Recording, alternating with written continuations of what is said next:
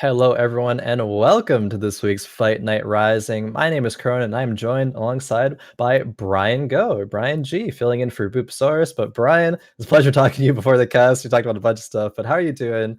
How are you feeling about tonight? I'm doing fantastic. Thank you for having me, Khroen, and I'm excited to see our first look really at patch 11.6. Kind of a smaller patch, not the dramatic change we've seen in the game as of late, but I think it's time for a smaller patch. It felt like the metagame was in a really, really good place, a really balanced place, and we're just kind of trimming back a few outliers right now, getting everything in line for some really good competitive TFT. Definitely, I super agree with you. We'll get more into the patch a bit later, but first, let's introduce the players that will be competing here tonight in Fight Night Rising. We do have the returning champion, Puttyx, actually, narrowly eked out of victories by like 1 point. Zan Syed was one of the players, just one spot away.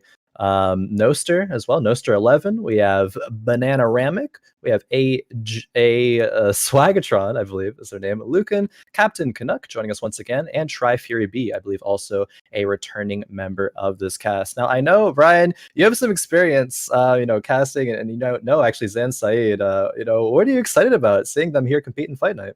Yeah, I'm really excited to see Zan participate here because I have known Zan for basically years right now. In my other space, I've commentated dozens of Zan's games, and he's known as an extremely cerebral, very thoughtful player, and one who often innovates when it comes to new metagames. So I'm really excited to see what Zan can offer us here on the TFT scene. I just think he's a incredibly bright, intelligent person, and I'm really excited to see his approach to this game now. Definitely used to competing for a prize, as all these other players doing as well. And speaking of, we have the rising prize pool, of course. First place getting $100, second place 50, third and fourth place $25, and the top three will be invited back for next week's competition. But I'm excited as well. We saw Zan here a couple weeks ago, I believe, for the first time, and they at times looked a little bit shaky in their gameplay, but I think there's relatively newness to TFT. But still, at the end of the day, it worked out. They got the top three again last week, narrowly missing out the victory. So maybe it's time to see the Zan victory here. I think a trend that I've noticed throughout other competitors from other titles is that when they pick up TFT, while they might be, not, I would say, slow to pick it up, but they might not have the results that they want immediately, the rate of growth is so quick. And as a competitive player with another background, how to improve at a game. And those skills, whatever you want to take from it, translates into TFT so well. So I think the growth rate that we'll see from Zan will be very, very high. At least that's what I'm expecting. No, I think that's a great way of putting it. There's just obviously we're talking about different games, but there's transferable skills. You know how to break down information really well. And that's the key to all gaming, being able to process information and being able to get to conclusions very quickly and using that to adapt your play. And I certainly expect that from Zan. Like you said, not really hard focused on the competitive scene for long, but I could say the same about myself. Boop and I have talked about this a bunch. I only found this game in the most recent set and really dove deeply into it and had some of the same stuff where at first there's like, okay, there's definitely some getting your feet wet, especially with TFT, a game with so much information. But once I started getting my flow under me and being able to just use some of the experience I've gained over the years in gaming, it all started to piece together really quickly. And I'm sure Zan is doing the exact same thing right now. Definitely. The catch-up work that you have to do, you do it so quickly, as if you just get into TFT as opposed to when you compete in other games and stuff. And I think I've seen the rate of growth of the average TFT player from say set 1 to now in set 4. Like there's a lot. Like players were it was very, very different back in set 1. And so those kind of little small nuances and tips and tricks that players like Zan and like yourself pick up on a lot easier, a lot faster nowadays, especially when you compete against some of the best of the best. We have Noster 11 in this lobby, who is unfortunately didn't qualify for World Championships, was a part of the recent NA regional qualifiers, so they still are among the top of North America. And it's when you play against players who are at the top and are so good at their craft that you start to pick up and learn even faster. So I think that will definitely accelerate Zan's and other players here in Fight Night's growth as well. But I believe we'll be loading into game very, very shortly here, so I'm excited to get underway. Yeah, just a really strong point is that you can only improve by getting yourself in the scenarios where you're up against the best in the world, right? That's where the information starts to snowball. And when you have experience competing against people at the top tier of any game, you understand what it takes to get there, and you're able to just not be intimidated. I think that's a big part of all of this too. Like you load into this lobby and you know these players are great. You have to say, okay, I belong here. I can participate on this level. Definitely.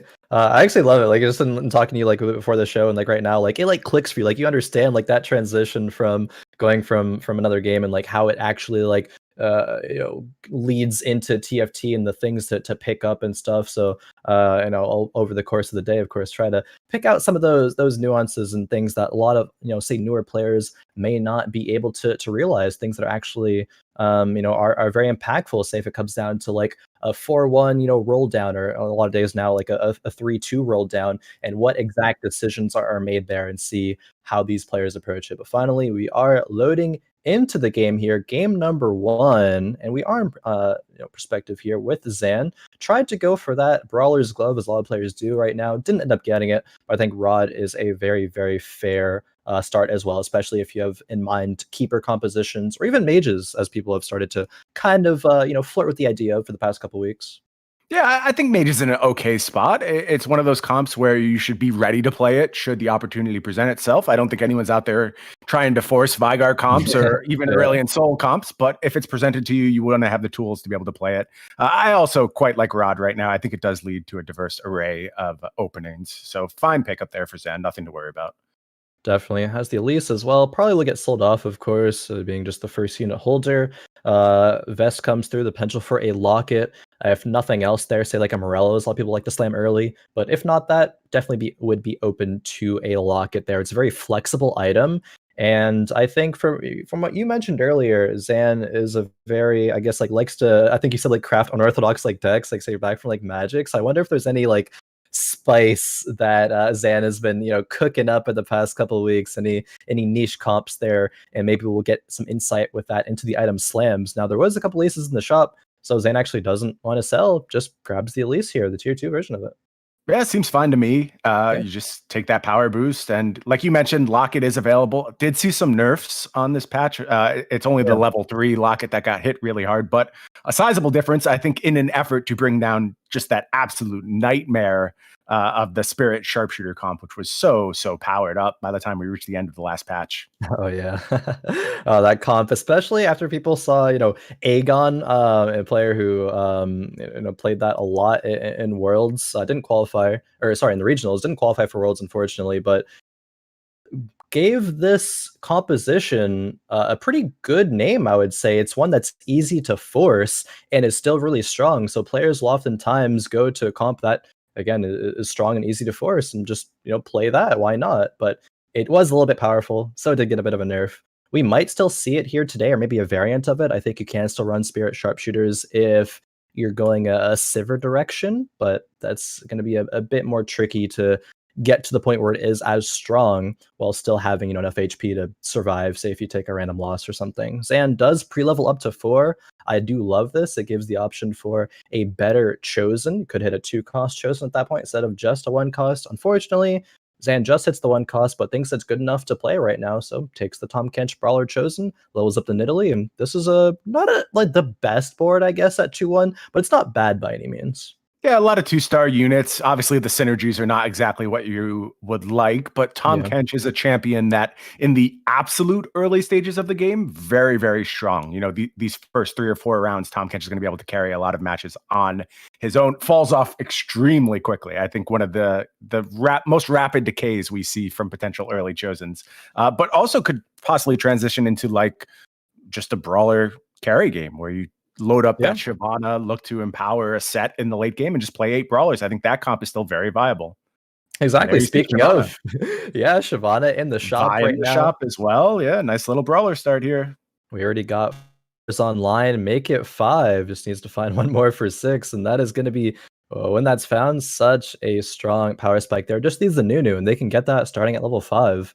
We'll see if Zan ends up going that direction. They do have a GA. They ended up slamming, and I do agree with that. GA is a super great item right now, very flexible for a plethora of different carries here, doing some good job at positioning around and swapping the Shyvana to the right-hand side so that she will be the safest and be able to ult as fast as possible in that fight. She's already really safe because she has the GA, but I love even noticing things like that. Like, I feel like Zan 2 weeks ago, I mean, maybe I'm wrong, but maybe wouldn't have made such of like a clean, like, scouting of the whole lobby and positioning exactly to this. It feels a lot more like calculated and just like intentional, I suppose, for Zan here. That doesn't shock me.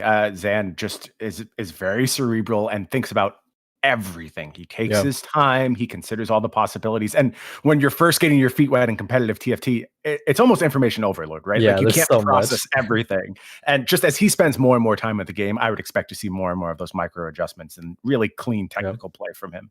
Definitely, because that's what makes and breaks, like a good TFT player from a great TFT player. It's those Correct. minor things. They all add up over the course of the game. So say like you miss out on like 1 gold right now because you don't get to 10, or you decide to like pre-level instead and you don't hit. Like it's just those small things that could make the biggest difference. Speaking of pre-level or getting to 10 gold, now Zan has to decide here. And it is going to not only be a pre-level, but a full level onto the board here. And I actually love this, I think. It does impact your econ right now if Zan were to lose the next 3 rounds, but it gives you 3 Dragon Soul right now, and obviously it'll proc to the Shyvana because she's going to be taking damage initially, but she's going to end up carrying a lot harder than if she were to have been on that full Brawler board. But going up against Noster, who is also level to 5, so actually could end up getting punished for this. We'll see how it plays out, though. Really the worst case scenario for Zan, like that was an aggressive move, aggressive leveling, looking to get rewarded with a nice win streak, and found someone who was looking to make the exact same play, but it looks like it's going to work out for Zan as that Shyvana starts doing its thing, spinning those fireballs around and carrying Zan to actually what ended up being a pretty easy victory. Yeah, it looked a little rough at the beginning maybe, but no, Shyvana there with the Dragon Soul buff, being able to provide so much damage through the course of the fight. Like she had like almost 3k damage, I think it was there. That was an amazing play, I think, by Zan there, recognizing that how do I accelerate my lead here? And it is going to be to aggressively leveling up to 5 faster than a lot of other players are willing to do so. As we see here on the carousel, only Zan and Noster are the 2 players that are level 5. But carousel round coming through, Noster does end up picking up the spatula there. We'll see what it goes into eventually. Nothing going to be committed to now, of course, but see what direction they have. They did have the actually, what was their board now? They had the Janna, the Yuumi. Okay, the Wukong chosen it was, right? So just some strong early game. Not really committal to anything in particular, though. Yeah, don't really see any true direction yet for Noster, but we see a Locket Slam, that early item coming online, providing a little defense for the team. I think Spatula is a really interesting item to track when you get to a new patch, because it tends to be such a wide gulf in how important it is to various compositions. I think on the last couple of patches, I was a really big fan of Vanguard spats. There's a lot of usage to be found for them. I don't know if that holds exactly the same on this patch, or maybe there's a potential to return to Warlord setups with a good spatula game. So we'll have to see where Noster wants to go, having access to that very unique tool for this game. Definitely. I think it's very accurate, actually, of an assessment that Vanguard Spat was prioritized very highly a couple patches ago because of specifically the Fabled composition there with the Nico carry. You put like a Gunblade, Vanguard Spat, and like Jewel Gauntlet or Decap on Nico, and she's pretty much unkillable there, and she's going to wipe the whole team. But that has fallen out of favor a bit when especially people were building a lot of Last Whispers as a very priority item, tearing through all of that defense there. But now that actually I think about it, Last Whisper did just get a nerf. It is now 70% armor reduction, down from 80. So maybe people will go back to a Vanguard Fable style composition. I'm not sure. It is possible though. Oftentimes at the beginning of patches, people are unwilling to make those like vast adjustments back to what was good before because the thing that countered it got nerfed. But I'd be curious to see if anyone actually does, take that step. I agree. There's so many fascinating ripples that come with each new patch, right? It's never as clear as just this thing is better, this thing is worse, because this thing being better makes this thing better, and then this thing becomes better, and it's a never-ending trade.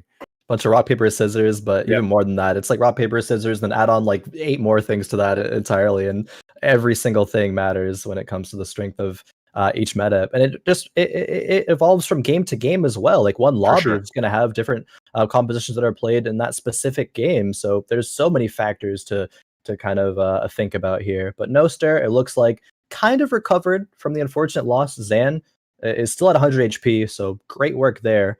Noster would have liked to be in that position and is going to lose out on a bit of gold because of it, but now actually has a Morgana that they want to play, maybe.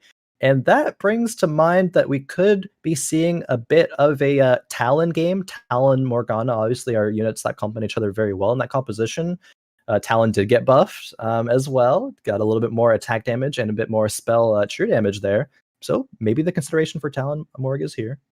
Yeah, so I've only previously worked with Boop here on Fight Night, and Boop will tell you that I basically don't shut up about Talon and Morgana. I just love the Enlightened comp I have, even when it's off meta. I think it's a very it's a comp that rewards you for knowing how to play it really well, and it's more forcible than people think it is. With a Talon buff, I'm extremely interested to see where it lies right now. Yeah, definitely. We did see, unfortunately, Noster did sell the Morgana to get up to 20 gold, so maybe it's not of a committal there as you might have liked to see. Noster hasn't been watching the cast. If he was listening to my advice, he would have stuck with it, I'm telling you. For sure. Could have sold all the units to get 20 gold, so it's not like you needed to sell the Morg there, but I think that's just a unwillingness to want to play that style in its entirety. But moving on over to Puttyx here. Puttyx is the winner last week. I think they are, I believe they said they're relatively new to, the TFT like competitive space, wanted to get more into it and kind of see where it takes them. So I'm excited to see their progression here, what they've done for their preparation the past week, how the new patch is treating them, et cetera, because they're on board with a decent comp right now. We have 3 mage, 3 cultists. The Kennen was just given a jeweled gauntlet, and it's going to do a lot of damage here, but not quite enough. Looks like it will be overrun by AJSwagatron's board. I love that name, AJSwagatron. It's a good name for sure. I really like this setup that we see Puttyx in. The cultist keeper combination, I think, is one of the cleanest early game to mid game transitions you can find in TFT right now. You see there an early Aatrox picked up, which is a key part of this composition as well. So the best thing about it is that I don't think he's at all committed right now. There's still so many paths you can take out of this foundation. Just you're really well set up if you do decide you want to empower that Kennen and focus your game plan around that. Yeah, exactly. I actually think I would have liked to see the Nautilus go in over the Annie. It provides a 2 Vanguard buff, making that soul frontline Aatrox there just that much tankier. You already have 3 mage between the Lulu and the TF, so could have gone that decision, but still, we'll put the Annie in. We'll actually slam a Sunfire cape on that Kennen. That makes me think that we do not want to commit to keepers at all here if we're Puttyx, because you obviously want the Kennen with the GA and the Morellos. Third item is interchangeable, but those are the 2 key ones. So Sunfire definitely means that you already have some healing reduction. One of the items that has the same effect. So probably not going to build Morello in that situation anymore. Yeah, and I think that also points to why we saw the Annie prioritized over the Nautiluses. The Nautiluses were sold to try and get some an interest threshold, but it seems to me once you make that Sunfire, you're starting to think about mages here, which we talked about how possibly there's some space for a mage to come back. There's a good basis here. I mean, there's that Lulu chosen, some extra Lulus floating around the bench. We're able to maintain the cultist synergy. So like I said, I think there's a lot of paths you can take here. But you're exactly right. Putting that Sunfire cape on the Kennen signals to me that that's not where we're trying to move our game plan. Yeah, definitely. And you bring up mages, especially because there's 2 Lulus on the bench. Like, could have sold the Lulus for econ instead of the Nautiluses, but now we're keeping Lulus. Definitely for a reason here. Wanting to keep the mage route open. If we tier 3 Annie later on, she can hold us on fire very, very well. You can throw the Jewel Gauntlet on a backliner, probably Aurelion Soul, I suppose, at that point, of course. But it's still going to be solid for now. We have the composition of Luqun over there with the smattering of items in the TF, and TF's one of those units that you can kind of use any items to carry. So like RFC, Morello's Hodge is kind of awkward, but he'll take them all. He doesn't care. TF is more than willing to carry all the items. And you see, of course, Lulu doing Lulu stuff, pulling out a late game fight, although it was nerfed on this patch to not win those situations as reliably.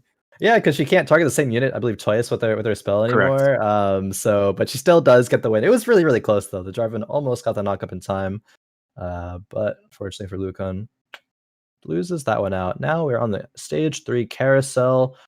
What do they want here? It's going to be the glove, one of the more flexible items in TFT, used for like what? IE, Last Whisper, Hodge, even like Thieves Glove is still a good slam. Jeweled Gauntlet, of course. Like there's so many good items. You can't understate the value of that item right now, especially if you have nothing to slam. Or I guess there's a cloak on the bench, but yeah, go ahead. Even late game, just like getting access to Shroud of Stillness, I think is often extremely important in so many scenarios. So it's just an item that has so many uses throughout the game. You can either slam it or you can try and set up scenarios later if it's not exactly what you want. I think it's both a safe pick in many scenarios and a required pick for certain comps. So I love the gloves right now.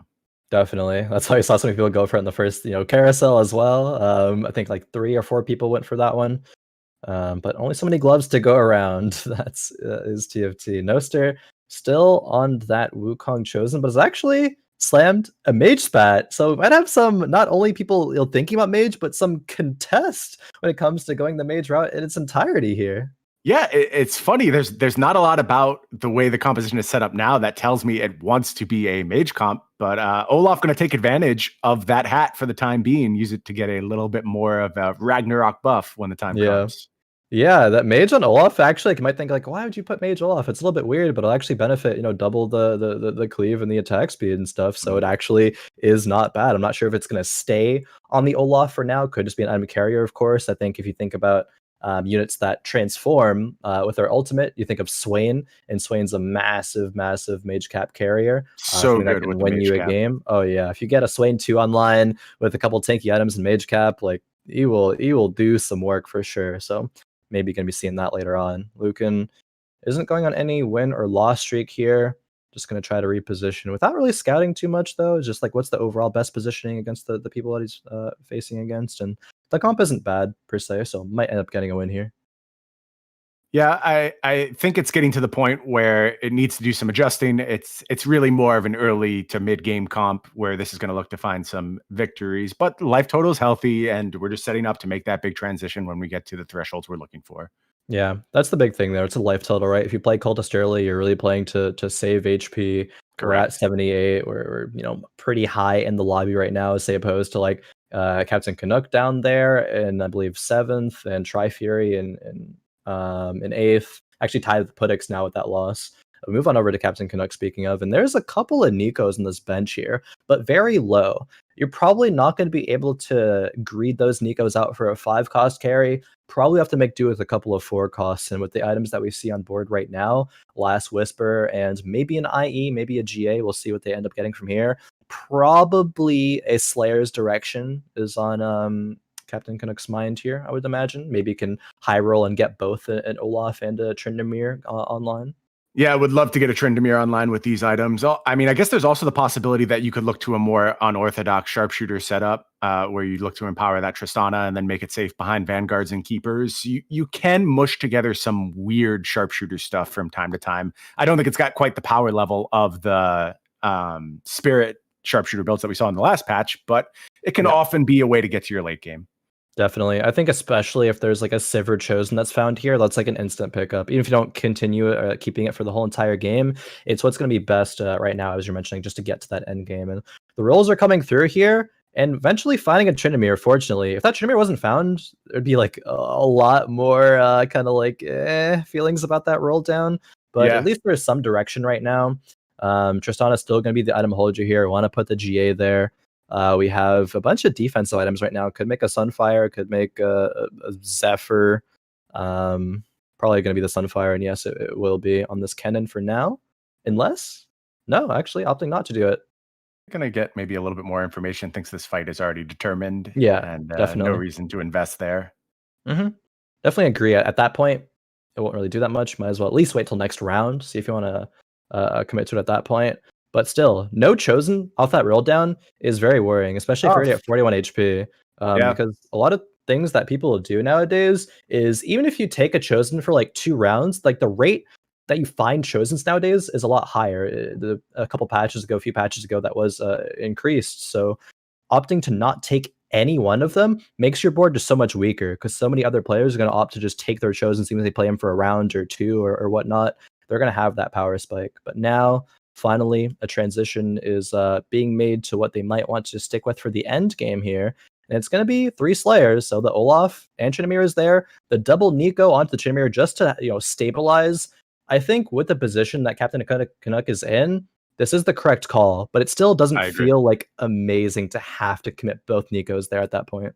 No, so, I mean, I think you're in a spot where you're just like, okay, I'm going to get wiped out of this game if I don't commit something to this board at this point. And with that level of investment, it's going to be very hard for Captain CANUCK to play to win this lobby. I don't think that's the goal anymore. It's about finding loss mitigation, trying to sneak your way into that middle of the pack finish so you can pick up some points to leave yourself in the hunt as we get to later rounds. Exactly. I want to give some props to Captain CANUCK for making that recognition, because a lot of players would try to greed in that scenario, even if it isn't to get a 5 cost. If it's like, okay, I'll just find like one more Tryndamere, one more Olaf, and then I can, Nico one and then Nico the other, maybe get both online. But I think, damage mitigation at this point is important, because how you win fight nights isn't always just going first every game.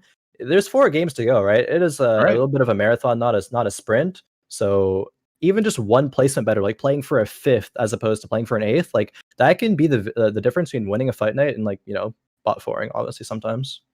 Absolutely. I mean, it kind of mirrors ladder in that way, right? Where you're just like, you're trying to get the best result all the time, and you let the aggregate weigh itself out, and then hopefully you end up ahead when everything is all said and done. Yep. Exactly. Nice round there.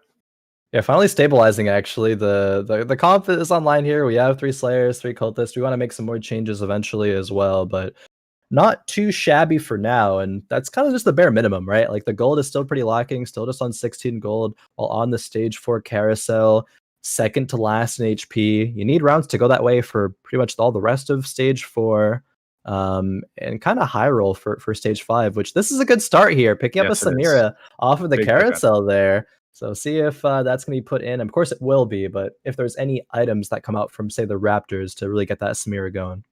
Yeah, I wonder if we're going to see a push towards 6 Slayer with the addition of that Samira, or if we're just trying to round out the sharpshooter core and get a little bit more value out of those units. That's going to be the big decision for Captain CANUCK as he navigates towards this late game. Definitely. Moving on over back to Zan here, and Zan still same board pretty much that we saw earlier. Has the 6 Brawler online, has 3 Dragon Souls as well, with the Aurelion Soul being a part carry there.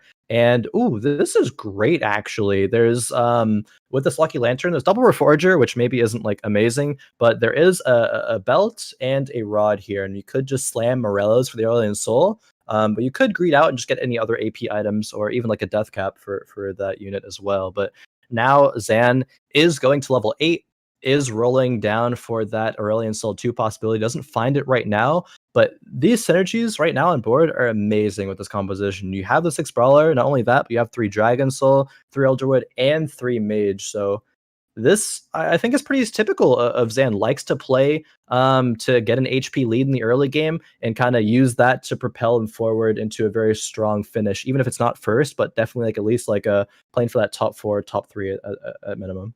Yeah, I think he's done a good job of playing the early game very aggressively and getting himself into a nice place here.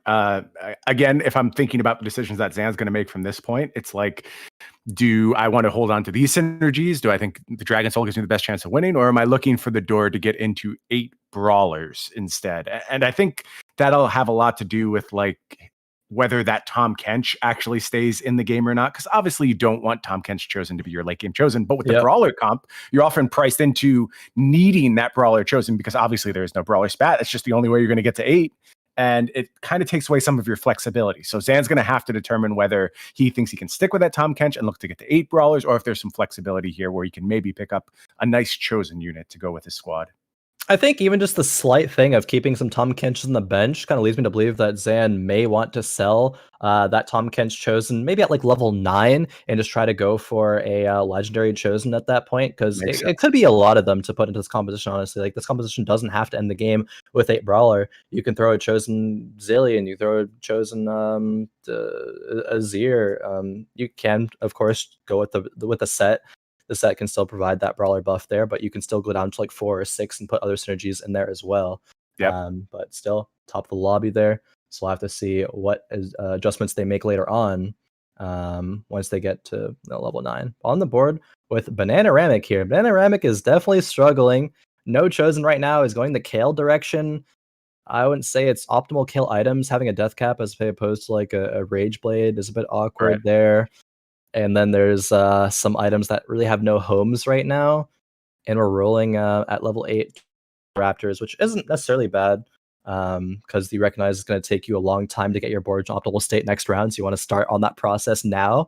And that's a slight thing that I see players, like very, very top level players, doing nowadays. Speaking of chosen Kale found here from Bananaramic, that is amazing. But yeah, I want to talk about like some players you just inherently are ingrained with, I don't want to roll on neutral rounds because I'll just end up like net losing gold. Like the econ that I get from next round will be a bit less. But you got to take into account how much can you actually do in that like 30-40 second window to prepare your board. There's only so much time with changing your whole board, with scouting, positioning as well. I think it's like fine to roll a bit down on those neutral rounds. And Bananaramic did that beautifully right there, I think, to get them into the position where I think their board is, you know, pretty solid here. One of the fascinating things about TFT is that like you learn the baseline, right? You understand like this makes sense from a pure economic perspective. I hold my gold for this point. And then you learn that every single rule that you spent all that time learning has a moment where you should discard it and do something different. And if you just can't power through to upgrade your team sufficiently in those windows, I do like exactly what Banana did here. Just get yourself some extra time, and you see it's really helped. That was a very, very clean win.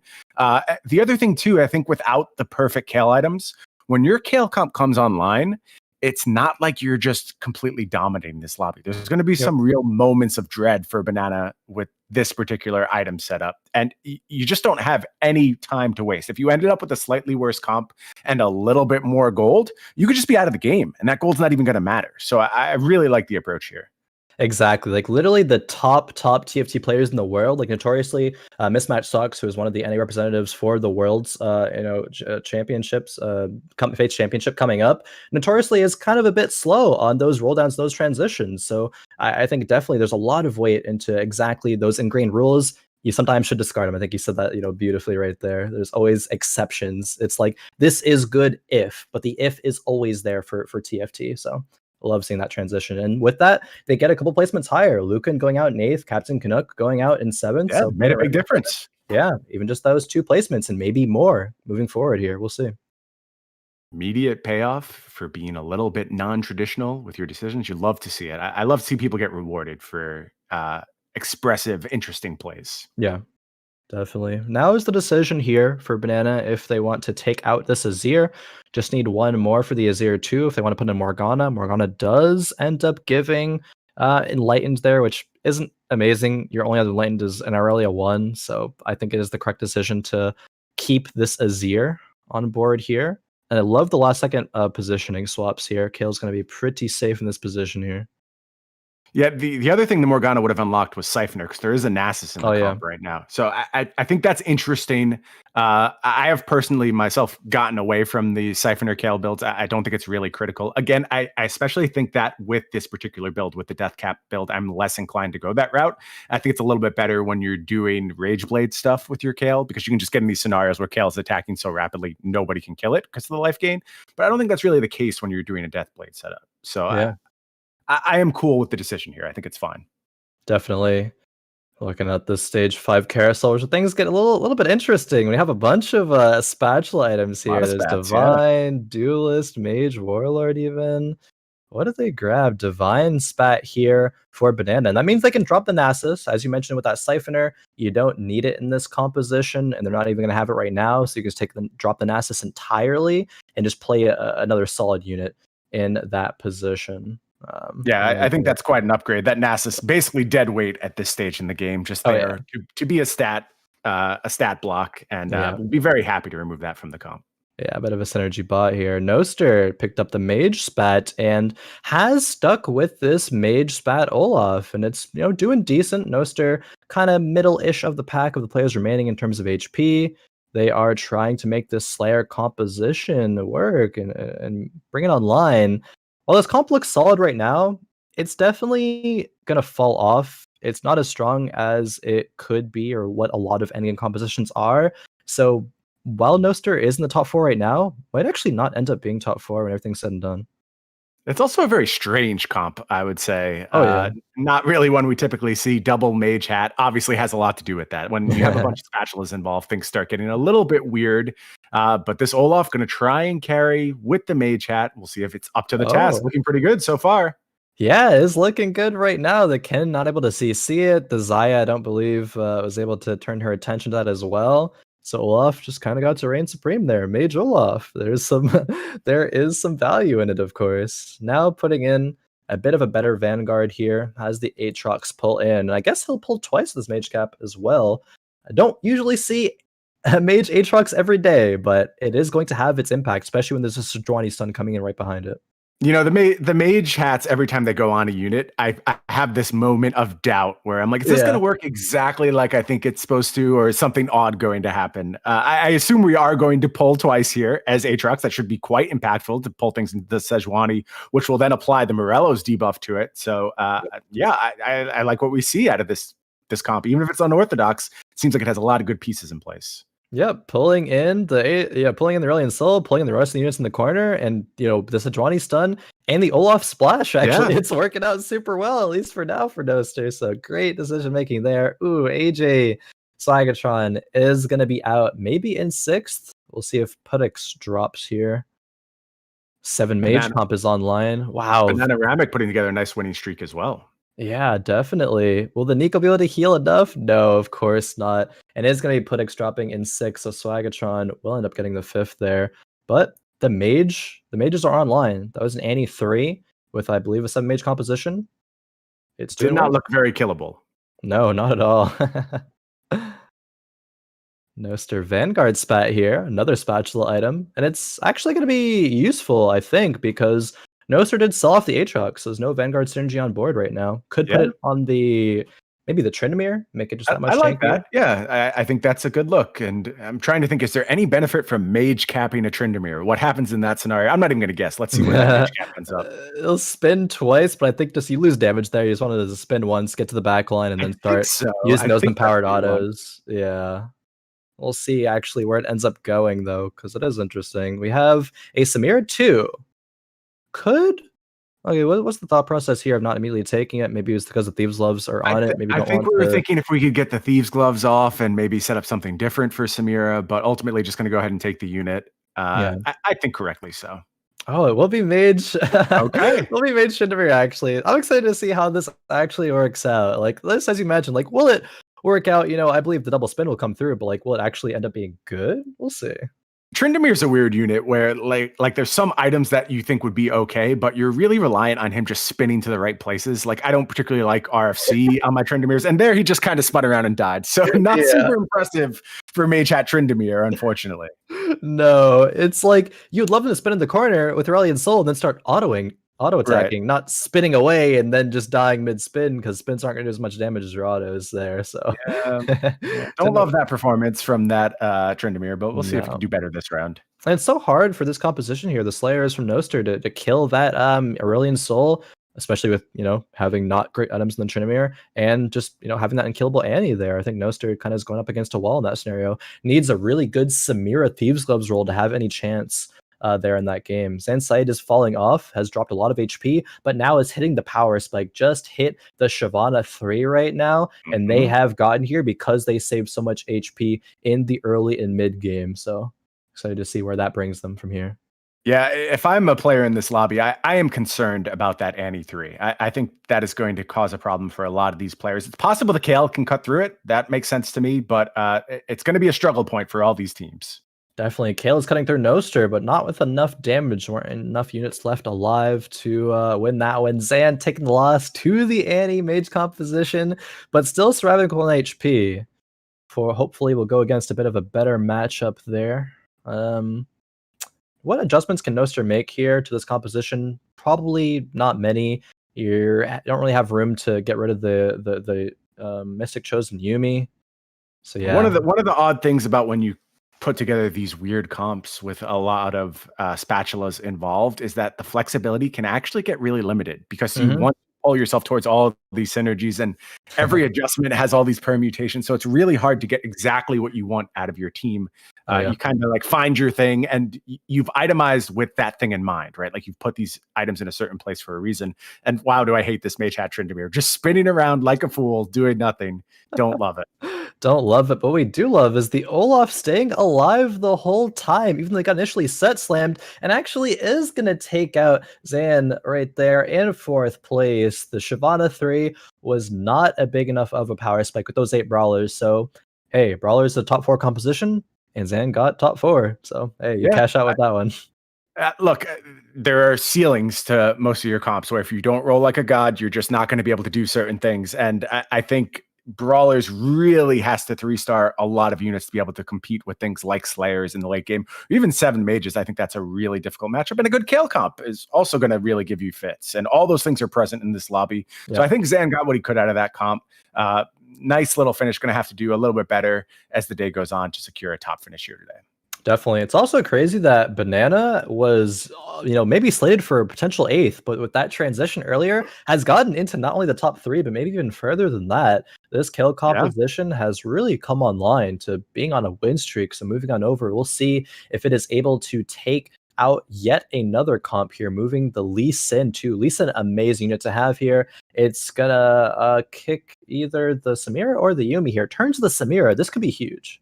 Yeah, if we boot that Samira off the battlefield, that's a really good spot to be in. Even just buying the time for this Kale to do its thing, really, really big. And look at the damage output from this Kale. It's making me a believer in the Rabadon's Kale. It's not usually the way I want to build this, but it's looked really good against this lobby.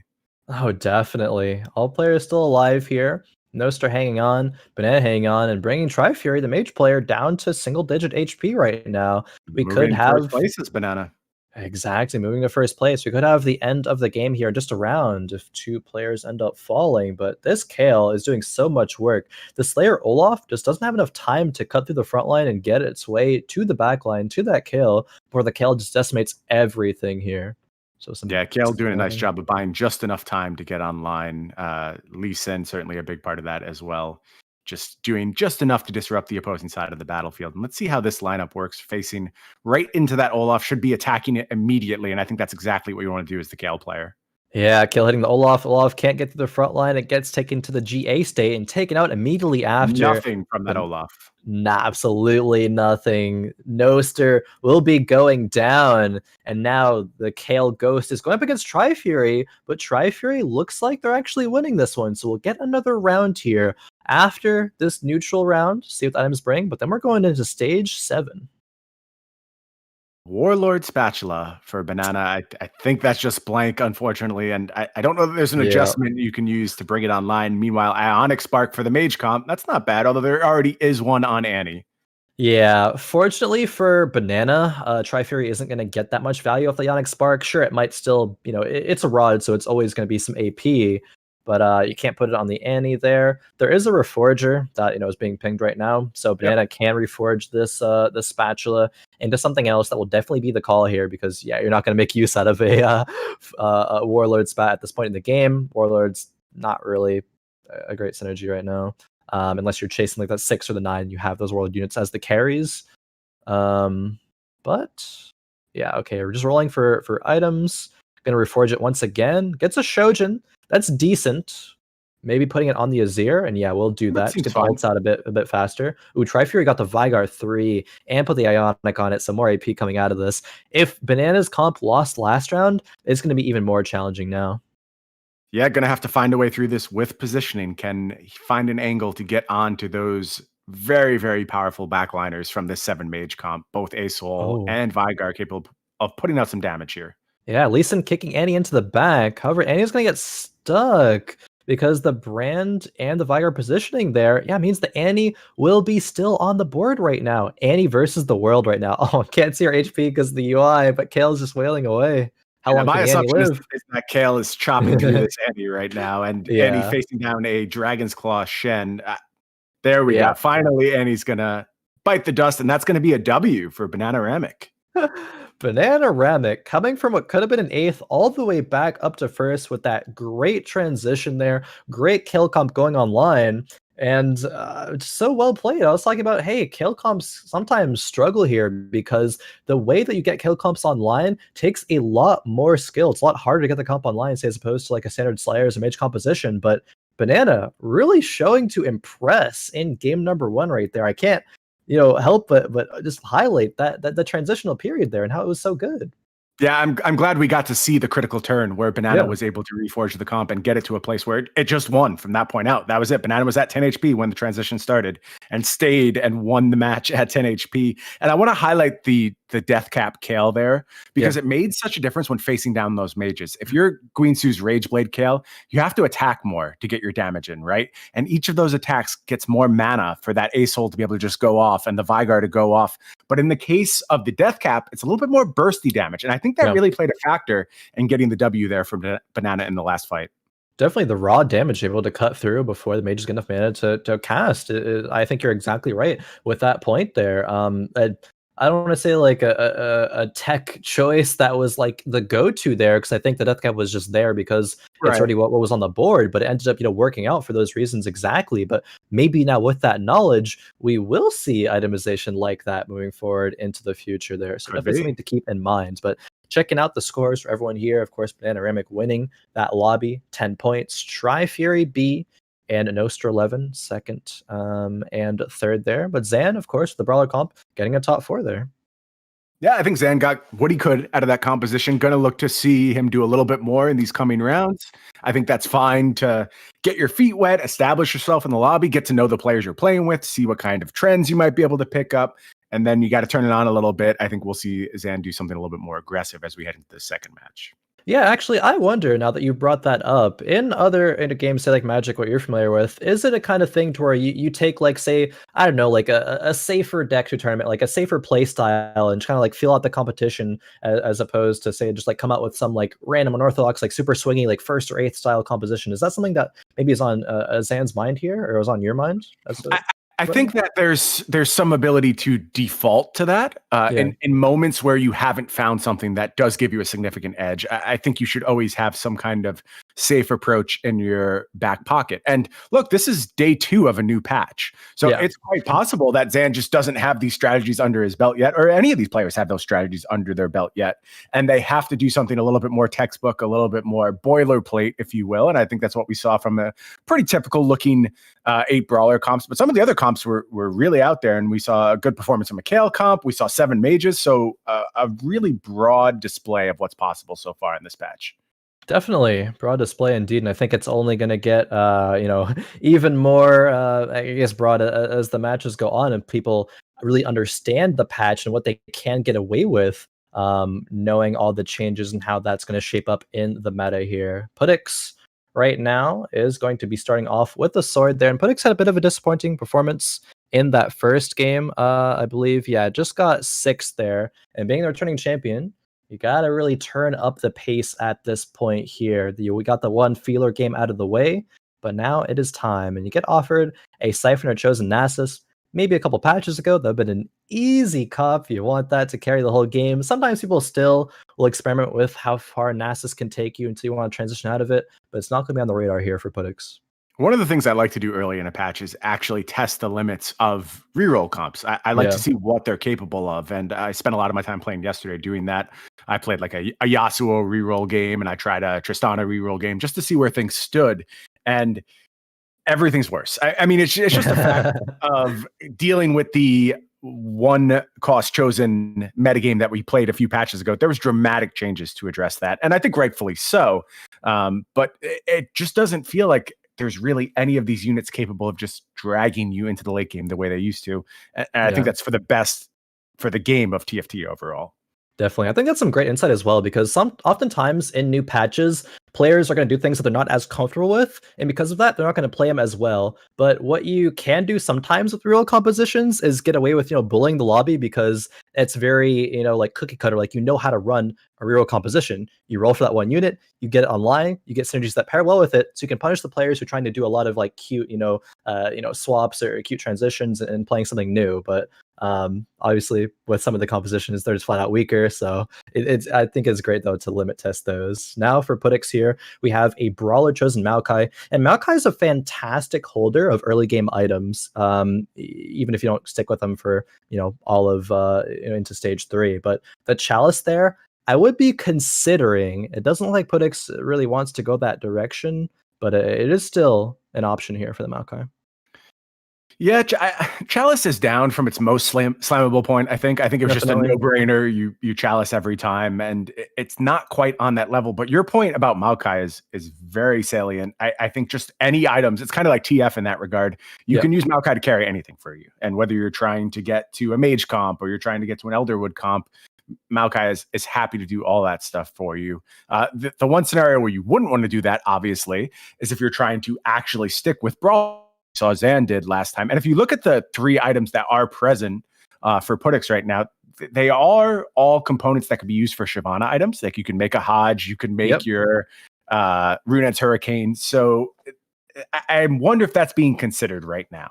Yeah, definitely. When you start out with the game with a brawler chosen, you have to consider what happens if I stick with this, right? We saw Zan do it last game. The brawler Tom Kench, I can maybe go brawlers with this, and they fortunately, found the Shyvana, found that direction, kind of fell into their lap. But you definitely just got to be considering it, and that's what these players are good TFT players. They're at least masters to just get on the Fight Night Rising cast, so they're gonna know what compositions you want to be transitioning into in the end game. Where can this early game bring me? So I think that is definitely in mind right now. Looking at a board of Luqun here, last game kind of didn't work out. I believe it was in 8th place last game. Yeah, it was. But the brawler potential is here. The Tristana with the Hodge slam is there as well. Didn't end up doing enough in this round, unfortunately, because the Hodge from Banana on the Fiora, bit too strong. Another really good item carrier in the early game. I really like itemizing my Fioras early. All of these one-cost chosens are back to doing what I think they're intended to do, right? They function as item carriers. They transition you to your late game, and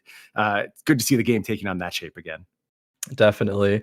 With the Katarina on bench here, okay, I was considering maybe Luqun wanted to go Fortune. A lot of top NA players recently on the ladder have been experimenting with like how far can I actually take Fortune, because Solus, notably one of the top NA players, posted a Reddit guide about like how do you actually run Fortune, and it's insane when you actually utilize it effectively.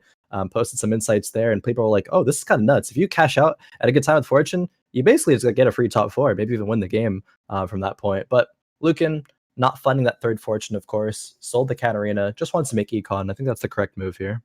Yeah, I think Fortune's better for a competitive meta than it's been in quite some time. Yeah. Does that mean it's actually good? I'm not sure if it goes that far, but you can certainly consider it now. And I don't think you're doing anything wrong by doing so.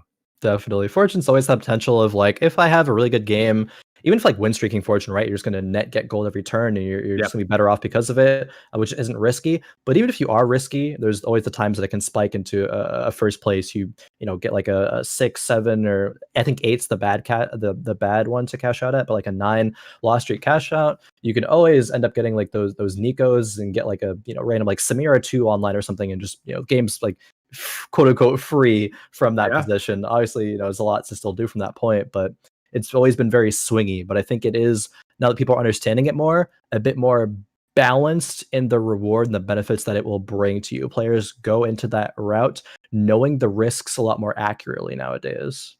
Yeah, I think that's a great way of putting it.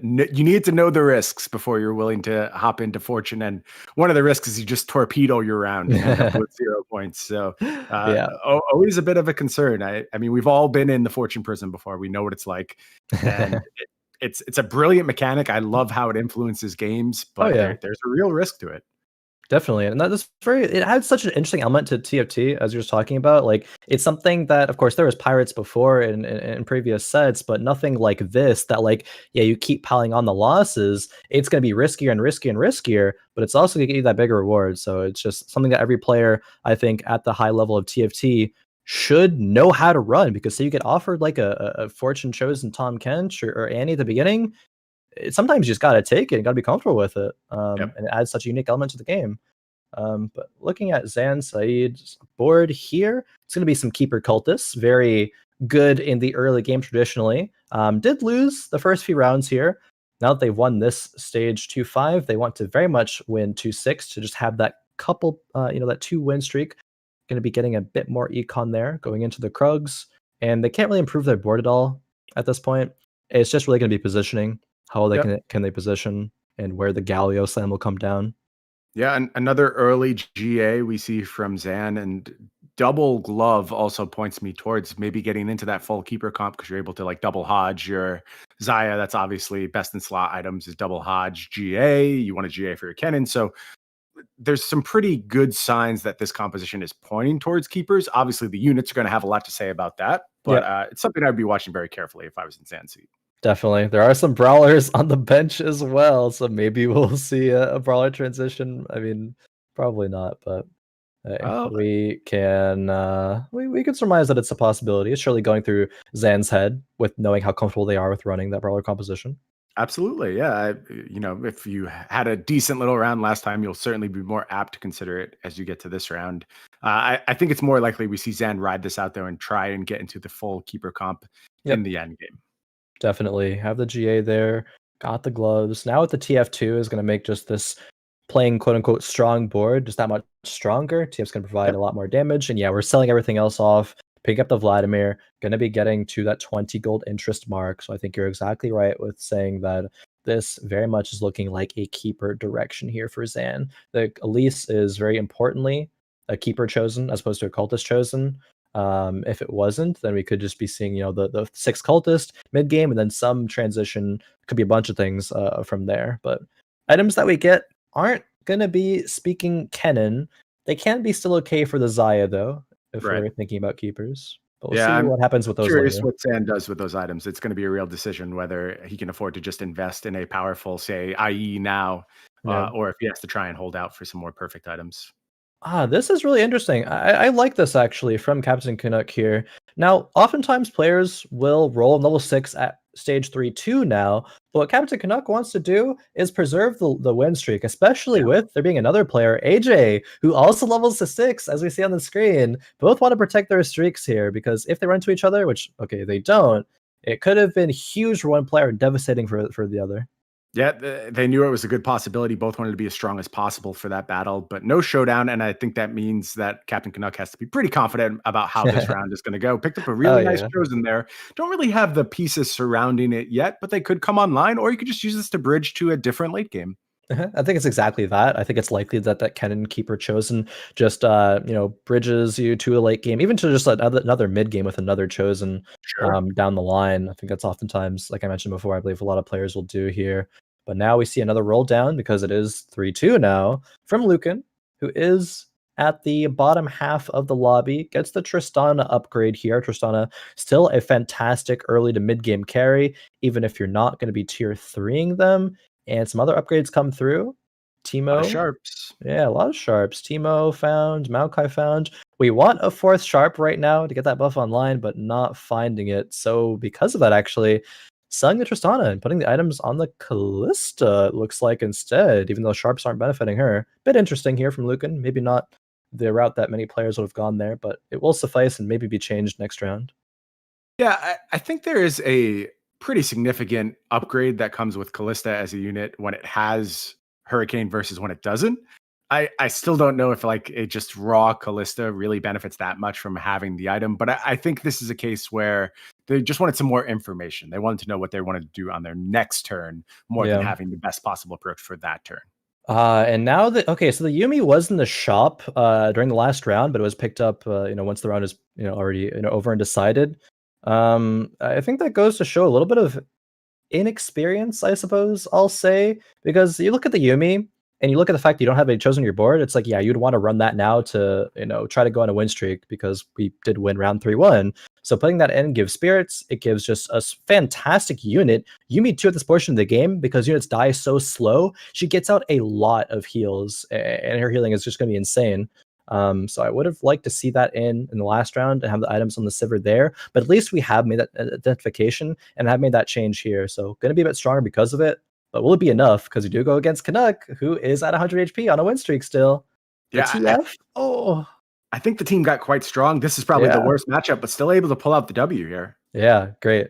I think that Sivir did 3.2k damage, I believe. Teemo did a bit less, but still, those sharpshooters, you can't underestimate them at this point of the game. Yeah, got your spirit buff rolling now. A little front line with your brawlers. This looks like a nice little team comp for the mid game. Definitely. And now no one's at 100 HP. Swagatron did lose as well as CANUCK. And you know who is at the top right now? It's Banana. Lobby winner in game number 1, looking to repeat the strong performance here in game number 2. On fire once again. And we're going to take a look in at Banana right now. We see we're looking at a Slayer comp, early chosen Darius. Wait, was that his comp? That may not have been his comp. It was scouting out, I believe. Okay. They have the Enlightened Duelist. Okay. They had the Fiora chosen in the early game. Right. They're still actually sticking with it. And a Duelist spat actually already committed to. This is fascinating, actually. Last week on Fight Night, I forget who ran it actually off the top of my head, but someone did run 6 Duelists into the end game. And I was like, okay, this is like fine in the mid game, but it's going to fall off at some point. And I was like, okay, at what point is it going to fall off? It's still strong right now. And it just like didn't fall off. And I was like, wait a minute, these duelists are actually, they're wrecking here. You would think it would lose to a solid like mage or slayer comp at the end things, but with how that specific lobby went and with the strength of the duelists themselves, I don't believe it was off the back of Yasuo 3. I could be wrong though. Either way, it was 6 duelists that did a fantastic job. So Banana definitely going a duelist route here, at least in some capacity. So I'm really, really curious to see if it can work out as good as we saw last week.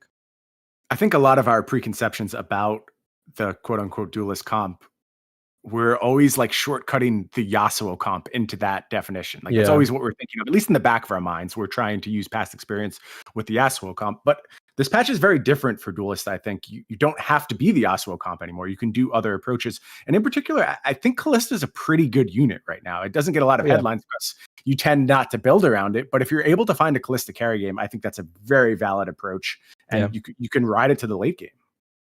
A lot of people love running Kalista just as a mid-game carry, especially if you're going a mid-game cultist, which I think can be widely regarded as the best mid-game composition. 6 cultists is just so strong there and offers easy pivots, transitions away from it. But as you mentioned, you can just stick with the Kalista. She can still do work. She is a very, very good 3-cost carry in a meta where 3-cost carries are kind of picking up a lot of momentum here in the past few patches.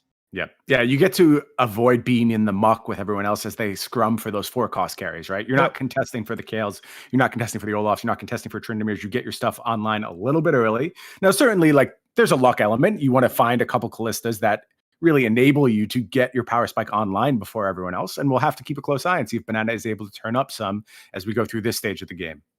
You know what I'm keeping my eye on? It's this Fiora, just how much value she's able to bring here. Not only is the Fiora, second damage, barely losing out in damage to Kalista there, but also just buys so much time with that repose.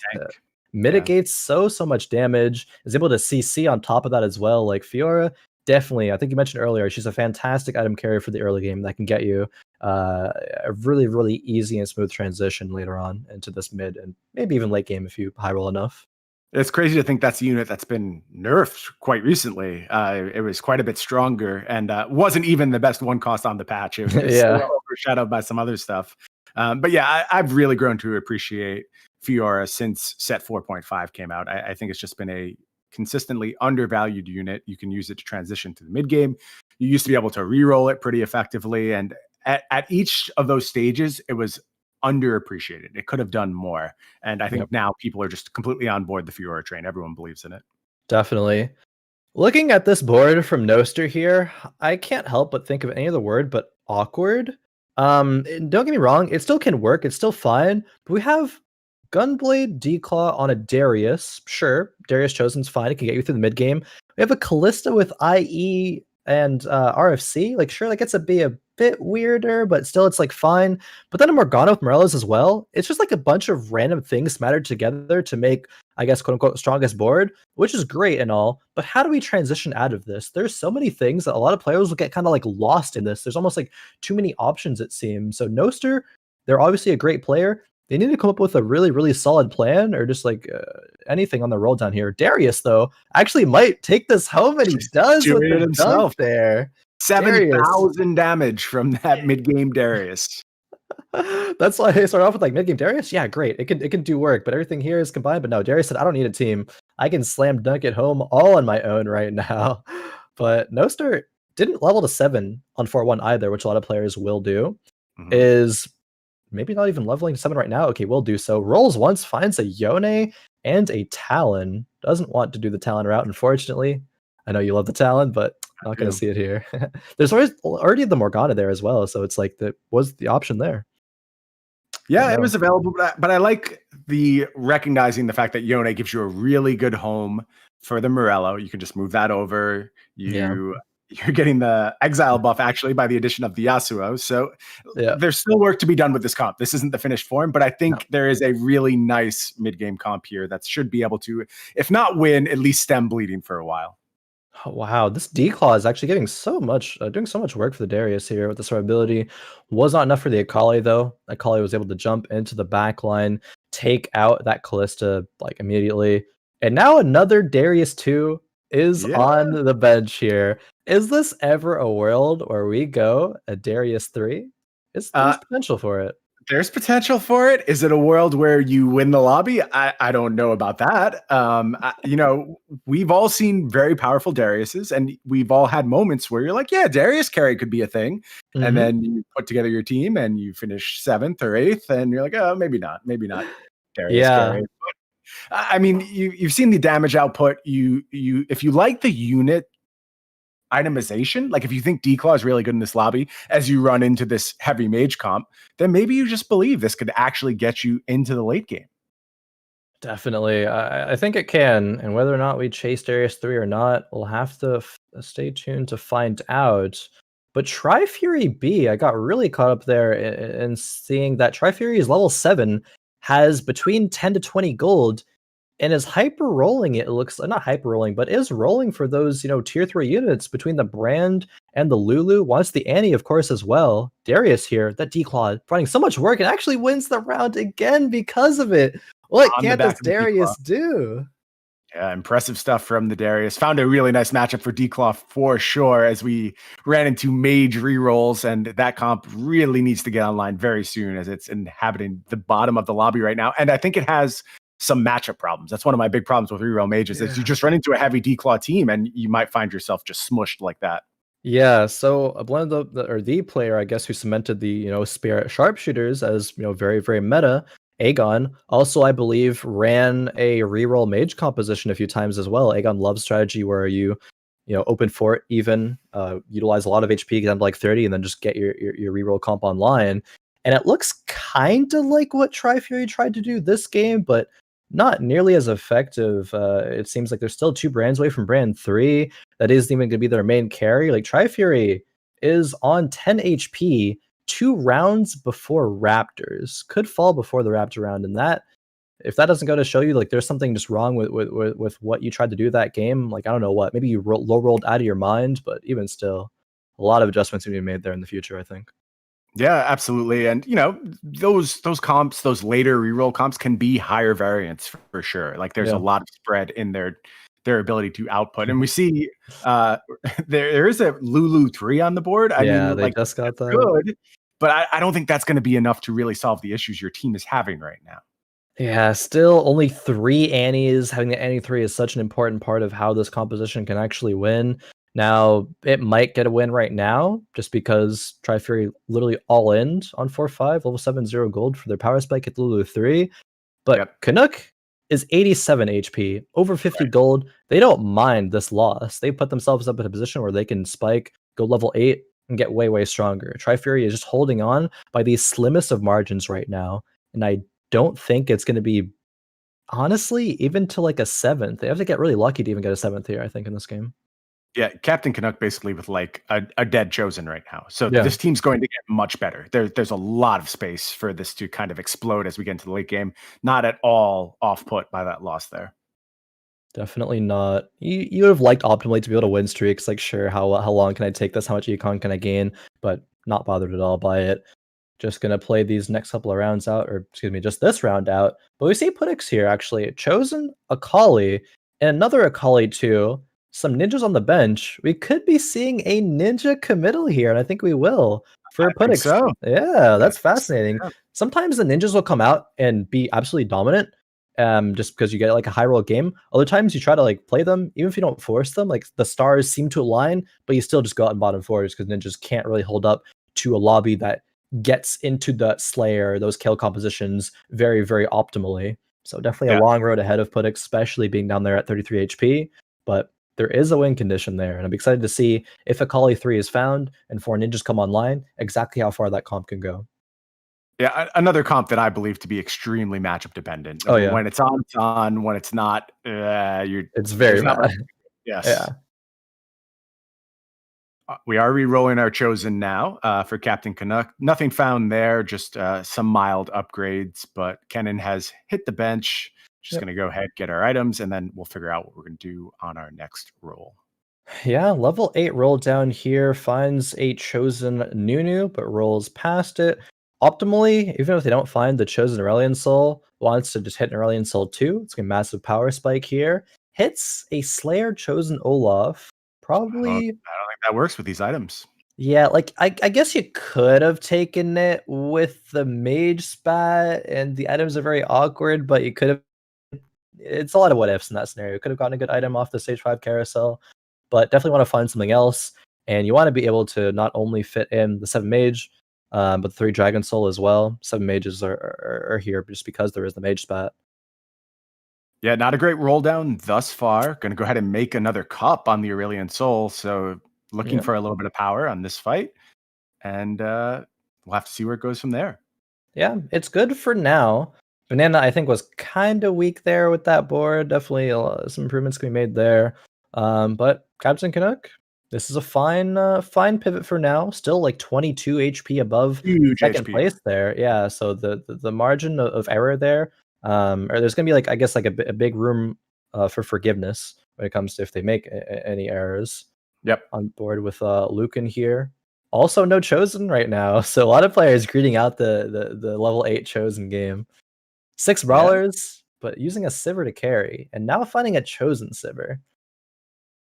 Rolling past Not it, going though. to take it. It's going to find a Chosen Cho'Gath, though, and this is a unit that has gotten some serious upgrades on this patch. I think just Cho'Gath as a base unit is very, very good, but a Chosen one could be exactly what this comp needs to push it into top-tier territory. Yeah, from this position, I think if players see this, they snap take it, snap sell the Sivir, and put the Sivir items on the Shyvana. I think Shyvana is just good. You're just playing a brawler comp at that point, right? But maybe Luqun thinks that they need something a bit better than just a Shyvana 2 to carry, especially, being, I mean, it was like 23, but now 15 HP right now. TWTrifuryB, unfortunately, also, the Mage Forcer, has gotten 8th, like I unfortunately suspected. But yeah, see, hopefully a better performance in the future games. But Luqun here, yeah, 8 brawlers. I think items have to go on the Shyvana. It's gonna be the GA plus the Runans, of course, and the Hodge. Yep. Good Shyvana items. Like you mentioned, just having a 2-star Shyvana doesn't feel like it's going to be enough. You certainly want more than that, but I think there's enough power to get you to the point to have some more shots at it. It's just there's not a lot of resources left, right? And there's not a lot of time. So we'll see how this goes.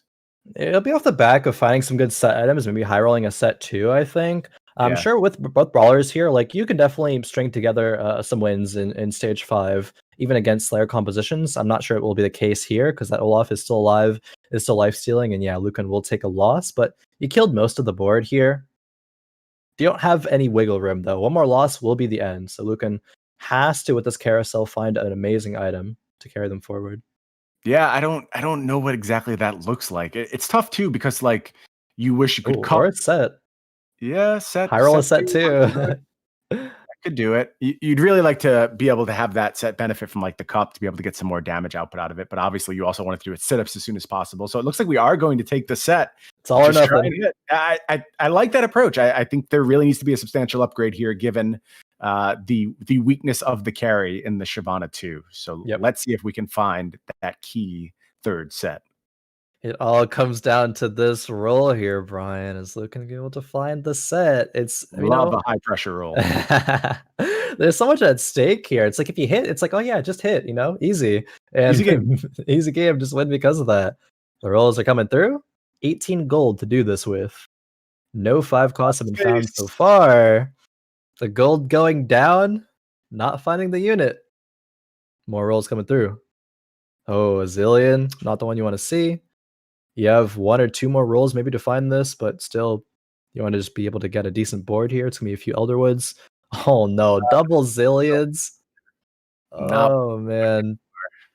Yeah, and selling off the, And now we are going to reposition, so we get a benefit from that cup onto the set, so we just get a little bit more damage out of it. I think this is probably like one of the better matchups you could find in these Akalis. You should be beefy enough to play through them, and set should do enough damage to them. So maybe a little bit of a respite here.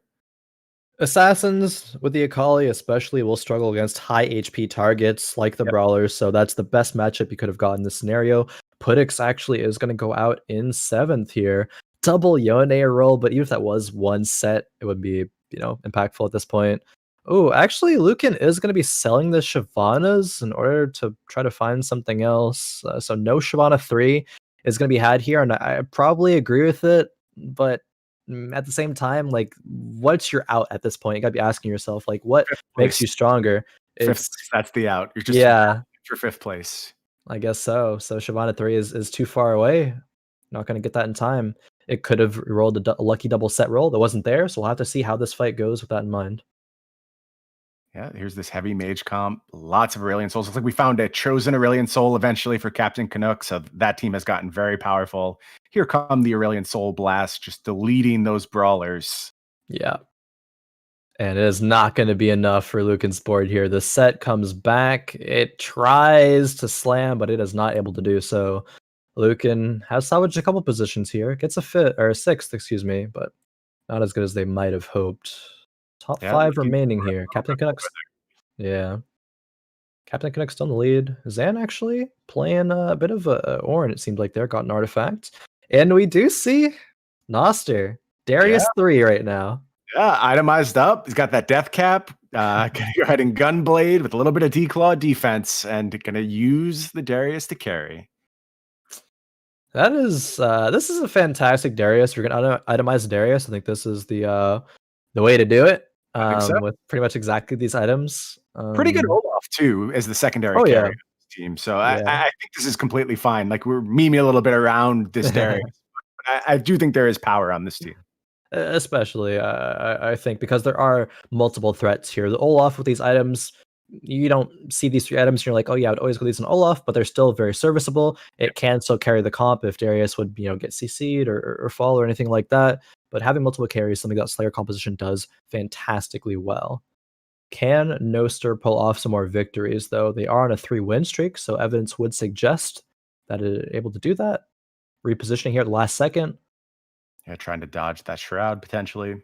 Yeah. Let's see it. Samira, though, for Zan. That's a scary Samira. Yeah, well-itemized Samira. Powerful on Zan's side, but yeah, Darius just doing Darius stuff. A little bit stunned right now, but unlocked. Gonna go ahead and start dunking. Both Darius dunks. One took the Samira into GA state. Samira came back, started spinning, and Darius said, nah, I ain't about that, and just killed her off immediately right then. That was, wow. I wouldn't really, think of that matchup going to the way of the Darius over Samira too, but that is what happened there. Some great positioning let the Darius find its way to the Samira as well. So Zan now has to reevaluate all of a sudden. Like, you see this board, you're like, I'm pretty strong right now. I have a Samira 2, Olaf 2, Zillion 2 even, Azir 2, but man, losing these last couple rounds, really got to be reevaluating what can I do better to win these. Yeah, a bit of a high roll setup in terms of units as far as itemization goes. A little bit more dicey, but like good Samira items for sure. Just not really the most empowered Samira possible. It's not the 6 Slayer or 4 Sharpshooter Samira, but still, this is a unit that can absolutely carry if it's able to get into the backline and do its thing. Oh yeah, which you will be able to do right now. It looks like going over and trying to deal with the Trinimir right now. Trinimir double Hodge has so much healing. Samira spinning, taking it to a GA state, and this will, of course, be, I say of course, but Trinimir can do some things sometimes, but yeah, Zan is going to win that round. For sure. Banana taking a loss there. Banana was pretty ahead. Has fallen into the bottom 4 for now. Still, 5 HP is all you need for a comeback. But yeah, looking at this comp, like Zan's comp is so strong here. Like, this is pretty ideal for a Slayer endgame. You have the 3 Slayer, 2 Sharpshooter for the Samira. You have with the Tristana as well, providing not only Sharpshooter but Dragon Soul for your Olaf. A Zillion 2 just is amazing to provide those reses. Like, this is very, very strong comp. Yeah, I just kind of found a nightmare matchup in the form of the readily dunking Darius, and now we'll have to see how it holds up against the Hard Keepers comp. Just 3-starred that Kennen as well. Yeah, 3-starred Kenna here. A great Zaya as well, itemized that Runans and Double Hodge. Samira finds its way in here, and she does a lot of damage. Will it Eyes be in the enough, air, though. though? Oh, man, the GA. She comes back. Samira can do this. Oh, yes, she can. Zaya, though, feathers fly. They come back, and Samira still lives. The GA. She comes back, takes down the Zaya. Wow, what a Oh, close fight. man. That was so close. That actually, with a bit of maybe like fight RNG, where Samira ended up like walking to, like that could have gone either way. Agreed.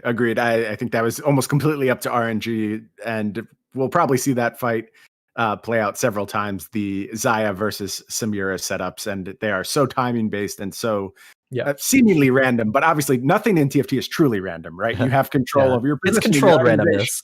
Right.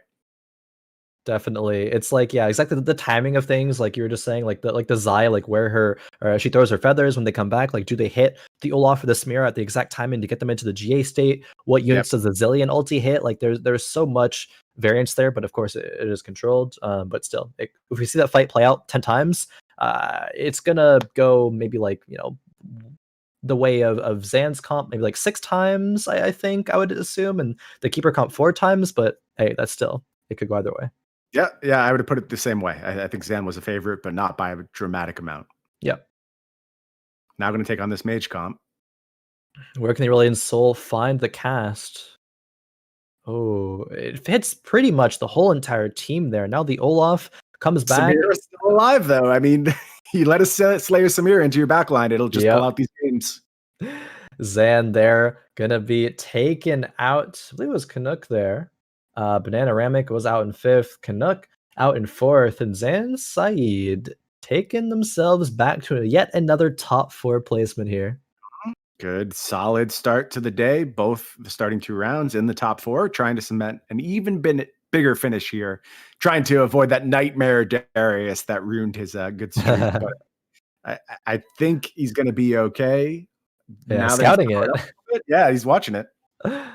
Definitely doesn't want the Samira to get caught by it. And maybe you don't frontline Samira because of it, but still does. Goes up against the Keeper's comp, though, so let's see if it goes any different this time. Yeah, I'm looking forward to seeing this fight play out again. Olaf is going to start ramping up. Gets disarmed, though. Samira, that's a 3rd shot, 4th shot. She goes in, starts spinning. Same as the Kennen ultimate timing, but Olaf is still alive, but does get taken out right now. This might go the way of Keepers this time. It's close. Too close to call, I think. Is this Samira going to get the cast again? If it does, it's all over. Yep, there it is. Does. And AJSwagatron still survives, though. We could see this fight play out yet another time. But yeah, it's all eyes on the Samira, really. It's like, it's like how much time can you buy for the Samira? But really, what value, what units can she clump on? And of course, it's Keepers, so oftentimes pretty much all of them. Pre-clumped. They do you that favor. GA now. Could put it on, I suppose, just like Sejuani, maybe help her get another cast off. Pretty decent item here, I think, because of that. Not too much more you could have gotten. Maybe like a Shroud would have been better, because Shrouding Keepers is really easy. You can do it pretty consistently. They can't move their whole clump in time. But still, not a bad item here. I think you'll always find a home for a GA. It may not have been the first choice here, but like you mentioned, I think Sejuani's a fine home for it. Maybe even like the Azir you could consider, but looks like we're going to sell the Sejuani here. Yeah, a lot of gold built up for Zan. So I kind of like this move. Going to go ahead and find another Slayer in the form of Tryndamere, get a few nice items onto that Tryndamere. So now getting a tertiary carry to go with the Samira and the Olaf. This is a bold move here from Zan. Because you're already winning, right? So if it ain't broke, don't fix it. But Zan wants to fix it anyway. Yeah, and Zan knows what's coming up. He's going to be taking on Noster, right? Who beat him last. So I think that's a great identification. You want to be able to get a stronger board. And I think finding that Tryndamere is going to be amazing. You have the GA now for him as well. It all comes down to the Darius and the Olaf, though, versus the Samira. Samira's spinning. She's spinning. Oh, takes out the Darius there. Olaf's still alive. Olaf turns around, and it still wasn't enough. We'll get a 2nd place there. When everything is said and done, I actually missed who caught first there in that game. I don't think it was Noster. I think that was Noster's ghost. It was Swagatron. Yeah, AJSwagatron. So. Yeah, taking first place in that game. That was such an abrupt finish there, but man, that was That was super good. I want to talk a bit more about just that end game transition from Zan for a moment until we get the scores up on the screen. But I think there was a couple options there for Zan. Zan could have went to level 9 and put in Mhm. like kind of like a pretty crappy unit in there. Maybe just like one more synergy, could have put like 3 cultists in or something. But instead, selling the Sedge, not going to 9, and rolling for better chosen. I like it. I think it just unfortunately didn't end up working out for Zan, but I think we do have the scores ready here, and yet we have a 4-way tie for first. This literally happened last week as well, but I think it was in game 3 moving on to the finals, but now we have the 4-way tie after halftime here, Brian. What have you made of this so far? I think we're just seeing a lot of different, really exciting comps. I love the fact that we just saw Darius carry doing its thing.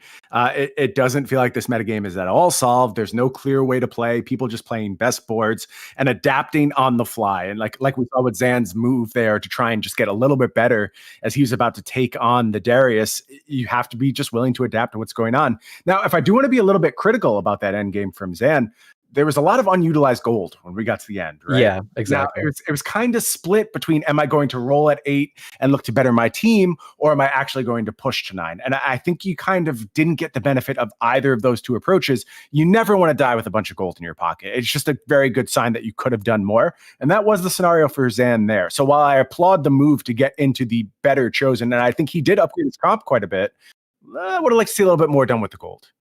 Definitely. I think it was, I agree with you. It was a good thought, but more could have been done. I mean, I guess the units there really weren't there to really upgrade per se, but I don't know. Could have made different options or different could have made different decisions rather. But You could have either taken way, a couple re-rolls at the chosen, right? yeah. Like a few shots.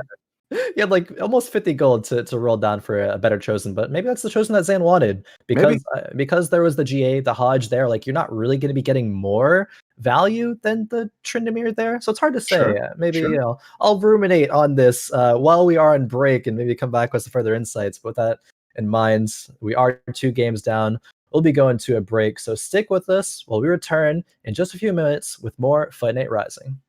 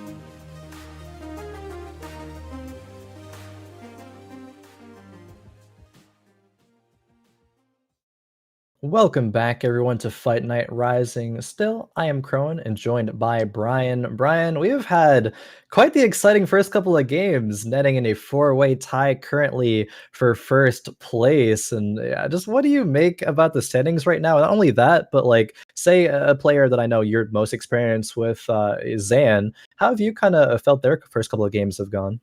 I think Zan in particular has done a nice job, just a very steady approach and looking to set up in these last two rounds for a first place run. As you mentioned, four-way clump at the top. Want to see which one of these players can start to pull away from the pack in this game. Definitely, because if you look at those scores, right, two players have gotten firsts, but they've also been paired with some bottom four finishes, and the other two players have just consistently gotten some 2/3 in the case of Noster, and then a fourth and a second for Zan. So all of them there displaying a lot of good stuff. Even TriFury there, right? TriFury had a fantastic game one.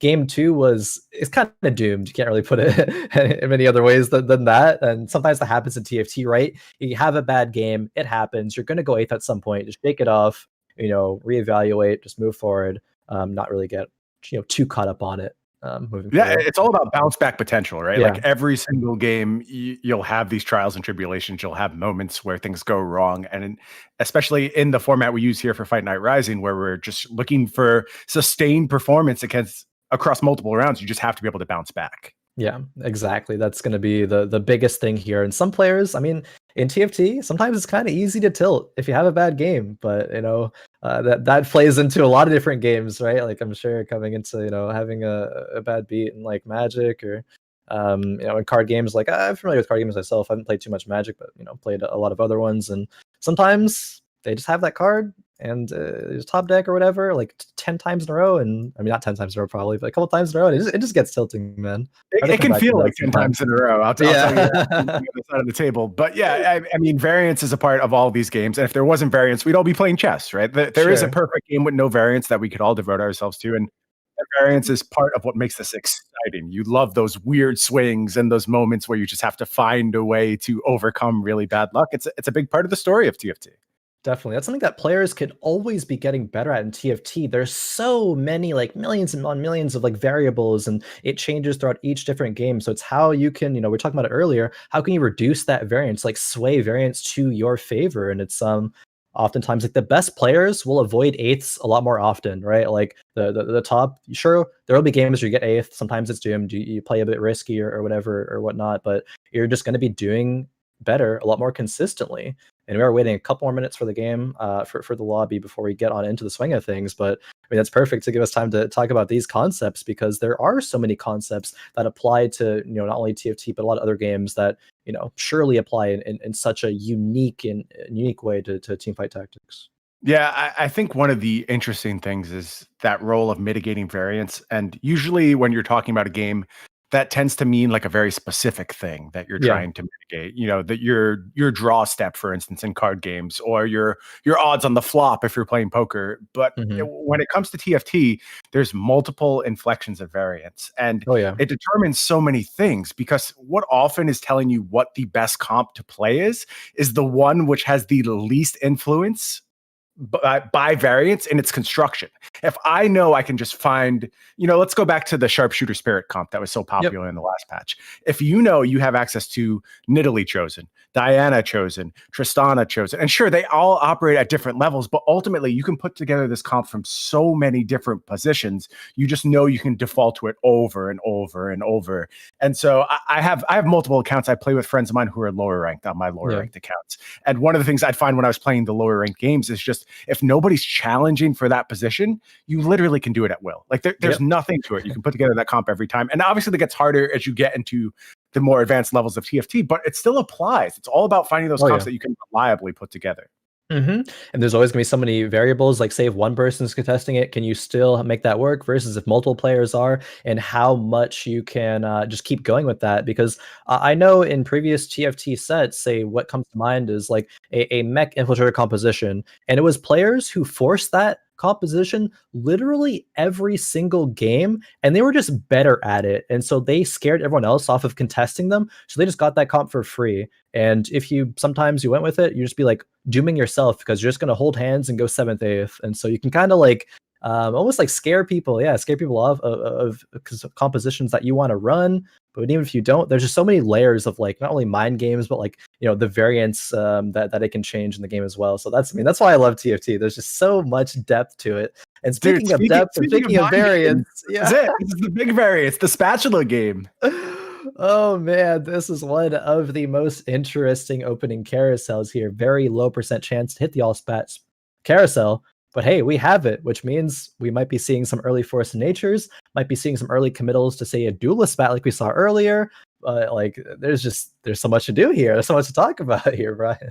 Yeah, there's so many things that change with the carousel opening of all spatulas. The person that comes to mind is like, I'm pretty happy lost streaking early on and playing a more econ focused game, because that might give me first crack at the next carousel, which might have a spatula on it and unlock force of nature. I'm also thinking early on about what compositions can benefit from a spatula early or even in the late game. Like if I see a warlord chosen in this scenario, I'm twice as likely to go with it. Or even a mage chosen, I think you have to consider as well. You just make a mage spat. Yeah, exactly. Mage chosen here for Zan. That brand, it's certainly tempting. Does Zan have brand for it? Oh Lord, do I hate brand. It's just my least favorite chosen. It dooms me every time. If I was in Zan's seat, I wouldn't go for it, but it's tempting you here because it is mage chosen with the spat. And sometimes that happens. It's like TFT in TFT you have a bad experience with like one specific unit, and it's just like, no, the unit's gonna betray me every single day of the week. Like I just never want to run it there. So, and that's like, okay, you can do that. You can only do it so much, right? You can't be overly picky. But I think skipping this chosen here for Zan is perfectly fine. You're gonna be able to get a new chosen at some point. You might even decide to pre-level to 4 here. I believe Zan did that earlier as well, so definitely going to be on his radar. But just operating with the duelist for now. A couple Yasuos, a Fiora. Can spat there as well. Yeah, for sure. You can. I've seen even like you can duelist spat, of course, to pop it off of the Yasuo, or you can make a divine spat. Divine's going to be decent for the Yasuo. Could do that. Yeah, a few options here. We did see, though, as Zan was scouting, there was another chosen Yasuo out there. So yeah, don't like to see that. That'll certainly push you off it a little bit. But let's see what kind of units are available here. Jack's in the shop. Okay. Okay. And Yasuo already hitting 2 stars as well. Yeah, there's potential for that. I actually want to go over a very small thing that happened there. Zan, I believe, from what I've seen from them, they like to go a style of play that focuses on leveling up, playing the strongest board. But actually, what happened there, because there's only 2 item components for Zan, Zan actually could have just sold the 10 gold and played a very like econ focused game plan there, which a lot of players would gravitate towards. But Zan very firm in that style of play because maybe because Zan isn't doesn't have as much game time in TFT as a lot of other players, so they're going to be just drawn to doing what's comfortable and going that early leveling up, which isn't a bad thing per se. It's just goes to show you there is more than one way to approach this early game here for Zan. I think so. I think it's an interesting decision in light of what we talked about previously. Like there are some points pushing you towards possibly playing a more econ focused game where you have the potential benefit of hitting your second spatula on an early carousel. It's got to cross your mind. But Zan, like you said, seems to have a way he likes to play these early games. We've seen Zan go to 4, I think, every single time in that scenario. So I would anticipate that to continue. Oh man, 6 Tahm Kenches here on the board for Noster. Has a couple of spirits as well, the spat being on one of those Tahm Kenches. Will we remain with it? I mean, there's the Maokai. We'll see, though. It's a bit too early to say if this will be committed to, I guess, in any large capacity. I would love to see a Fortune Tahm Kench in this slot instead and just go ahead and get that train rolling. But unfortunately, it is a Brawler chosen here. Brawler chosen, doing a bit of scouting here. Something that some players will opt to do is go for the Tahm Kench 3 early if they happen to just roll so many of them. Make something like an Elderwood spat on them just so that they're super tanky. You're going to be able to win streak very hard, but then be willing to sell that Tahm Kench 3 and find a good chosen in the mid game. You're going to save a bunch of HP, so you're probably going to net a good placement just because of how well that you played the early to mid game transition there. Yeah, and we kind of identified Noster as one of our most talented players in this lobby, and certainly Noster is going to be familiar with that strategy and consider it very carefully. Like I said, I think Tahm Kench, as far as early chosen goes, one of the strongest for a very small window, and as soon as that window closes, it falls off. So that going hard into 3-star Tahm Kench certainly prolongs that window that he can have a big influence over the game. Yeah, it's like at the window, I suppose, to elaborate on it, it's like when you get a couple of items on your carries, they'll start outputting enough damage, or like the tankiness of Tahm Kench can't really withstand it. You get your carries, even if they're like, tier 1, tier 2, tier 3, whatever, or 3 cost, you get them to, that 2-star. When you get enough damage online is when Tahm Kench falls off. So yeah, well, it's a flat damage prevention, right? Anything that's flat is not going to scale well into the late game. That's exactly. Yeah, when damage number go higher, you're mitigating less, and it will be very weak at that point. But Noster here is still strong at this point in the game. Tahm Kench is doing a beautiful job of soaking up this mage damage here from Banana, Mage and Dragon Soul. But Dragon Soul, nothing to scoff at. Yeah, good Tahm Kench counter. Yeah, won't be good enough here, however. Noster takes the win versus Banana. Some more early leveling as well for Noster. The players not prioritizing the early econ and just going ahead and getting ahead on levels. And you see benefiting from it. No spatula in this first carousel. Very key thing to watch for here. Certainly the priority is going to change here too, based on what these players are starting to theorize they can benefit from with the addition of that spatula to their team. Definitely, because if you passively are near the bottom just because you have a weak board, like Captain CANUCK here, you say, okay, one of my outs is stage 2 carousel, but once that's done and said and done, you're like, okay, that out isn't there anymore. I have, the outs are being limited as the game goes on. So maybe you can still do it, but you have to wait until the stage 3 carousel, and you're going to have to do something to your board before then to, get stronger. Do you actually commit that spatula to anything else besides a force of nature? Like the decisions have to be carefully analyzed and I guess acted upon with more intention later the game goes. Yeah, and I do think CANUCK was very much playing the econ game here as we're looking on their battlefield. 20 gold already available. No chosen yet. A good collection of keepers and cultists, though. I would say this is like a very good damage mitigation board. It's certainly not where you want to be, but as far as putting together a decent way to get to a point where your team can start to come online, I like the approach here. It's not going to be good enough for wins, but hopefully the damage won't be severe to Captain CANUCK. Yeah, I think Captain CANUCK actually didn't realize they were level 5 because they only had 4 units on the bench, and actually the game automatically put the brand in, but that wasn't the best unit available for that situation. Maybe CANUCK realized that and was like, I want a lost streak anyway, so I don't want a good unit on the board, and if I do, I don't want them having the keeper buff, so it could have been very well intentional. But they with their mouse, they circled the unit as it went in, so it makes me think that maybe it was a bit of an oversight there. Overall, it's fine. You have the You have the 4 loss streak going on right now. You can, I think, even sell both Nasus's and the brand here to just get 30 gold online. I would say you not only get the gold there for that threshold, you keep your win streak, or sorry, your loss streak going to net more gold in the future. That's definitely something to consider. Yeah, I mean, you're kind of deep into it at this point, right? Like the way you pull out of this game is to really push ahead on the econ front. They do it. We see it. Going to sell all 3 of those units. Exactly. I love it's like a bit of like a personal, just like, yes, like kind of moment when like you talk about something that a player could do and end up doing it. It's like, yeah, beautiful. Because I think that actually is a fantastic move there by CANUCK, and very, very smart of them to be able to see that that's, the route to go. The loss streak, of course, happens here. You killed off 1 unit, and so you still take a bit of damage. Like CANUCK HP is very low. 62, one of the lower numbers that you can be on the Krug stage, but gold will very much be high here.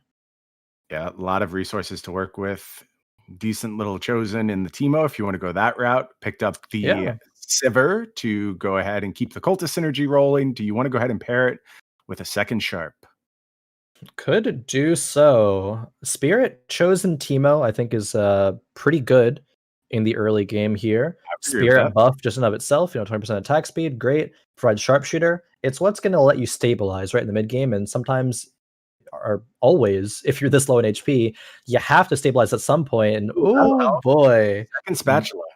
Yeah, that's very, very fortunate here for CANUCK, because they lost out on the potential to get that on the Stage 2 carousel. So the next available moment was the Stage 3 carousel, and there's still a few rounds to go until then, but was able to just make it now. So that direction there is already solidified. They get to use this time to think about other things, like what items do you make from here.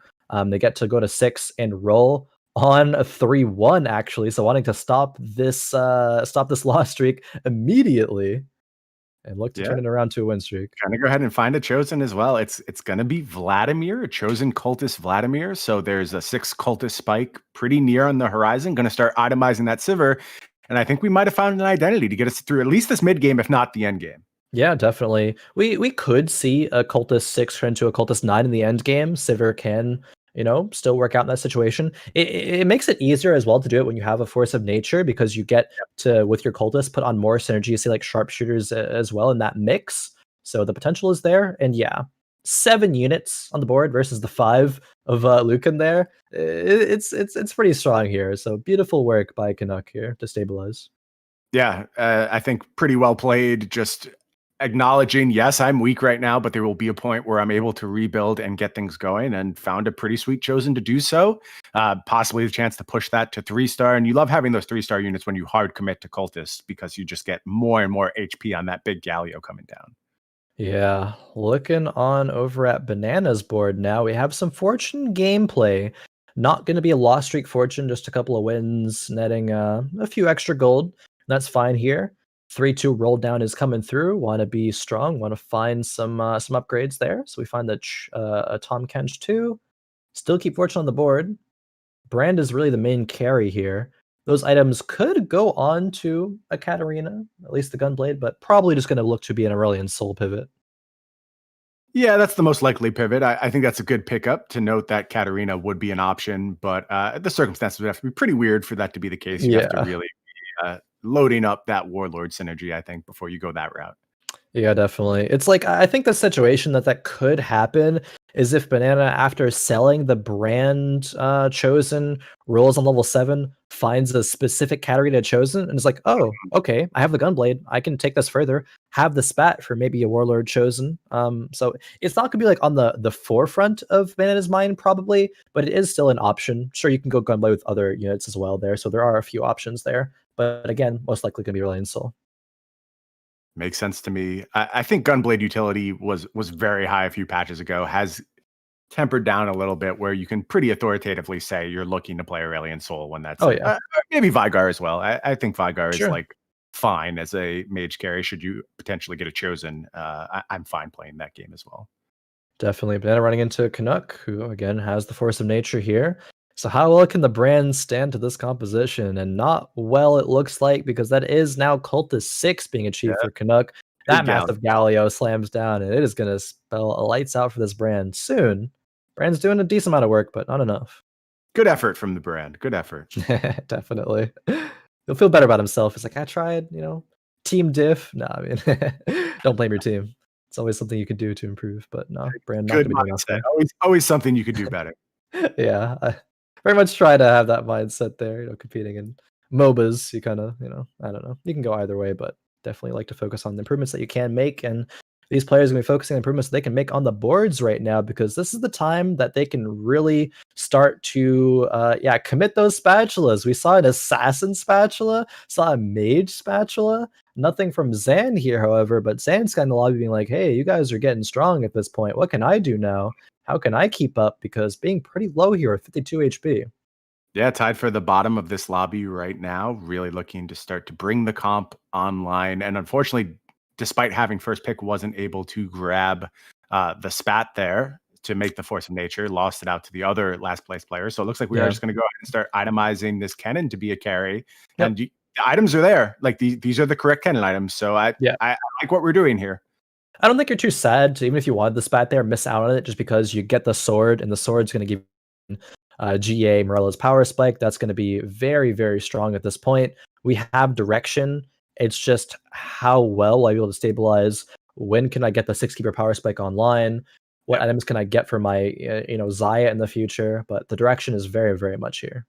Yeah, I think there's some flaws here with economy. Like this is not exactly where to see my value at this stage in the game, and it's missing a key piece. It's missing Xayah. So you find Xayah, things will change pretty quickly.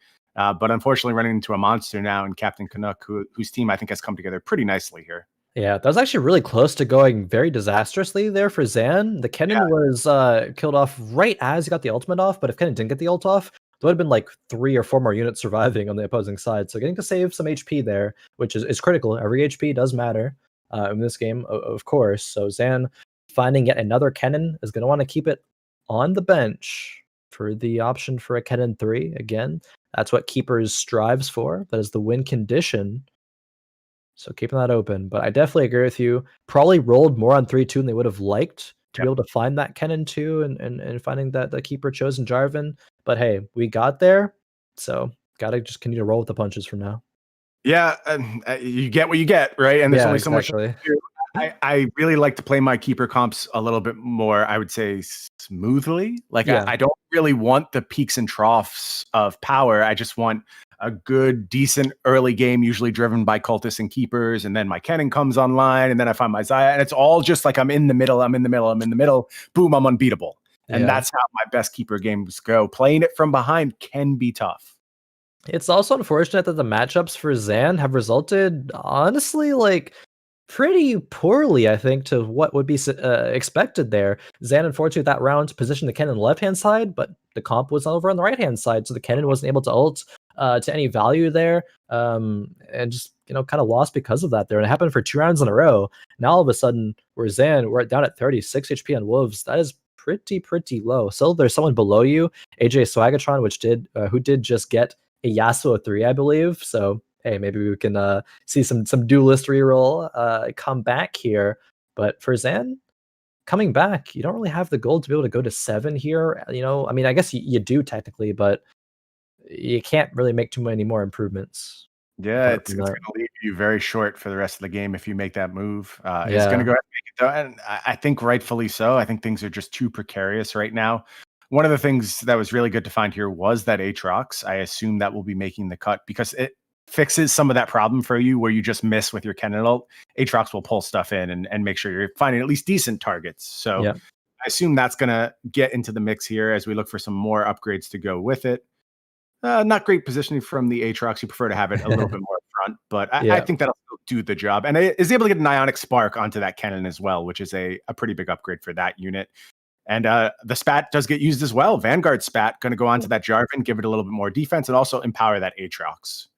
Definitely. When everything's said and done, the roll down may have been a little bit lackluster. Like rolling down to 0, finding 0 Kennens there speaks of concern, I suppose. And we want to get to the end game, our win condition with Kennen 3.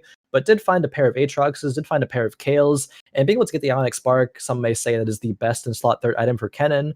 It's like Ionic Spark, Jeweled Gauntlet, just some more damage in there as well. Did get the Kindred upgrade, I believe, as well. So not the worst. Could have been better. Now needs to save up a lot more gold though to roll down and actually find the units here. But on board with Luqun, middle of the pack HP, has the Enlightened Chosen Janna. Chosen Janna is going to be great in the early to mid game, but it will fall off at some point here. And looking at this board, does Luqun want to go a Talon direction? I think the items are there for it. There's the Last Whisper, Death Blade on the Sivir right now, so you can certainly do that for Talon. Looking to maybe get a GA onto the Talon would also be quite good. There's the Vest for that, so we'll have to see if that's where we head. But I think this is just like generically good units is the name of the game for the time being for Luqun. And I think there's still moves to make. You're not priced into anything at this point. Definitely. There's options here. We could go into some Slayers. Morello's is an item that's fantastic to slam because you don't need it on those like quote unquote traditional Morello's holders like Morgana.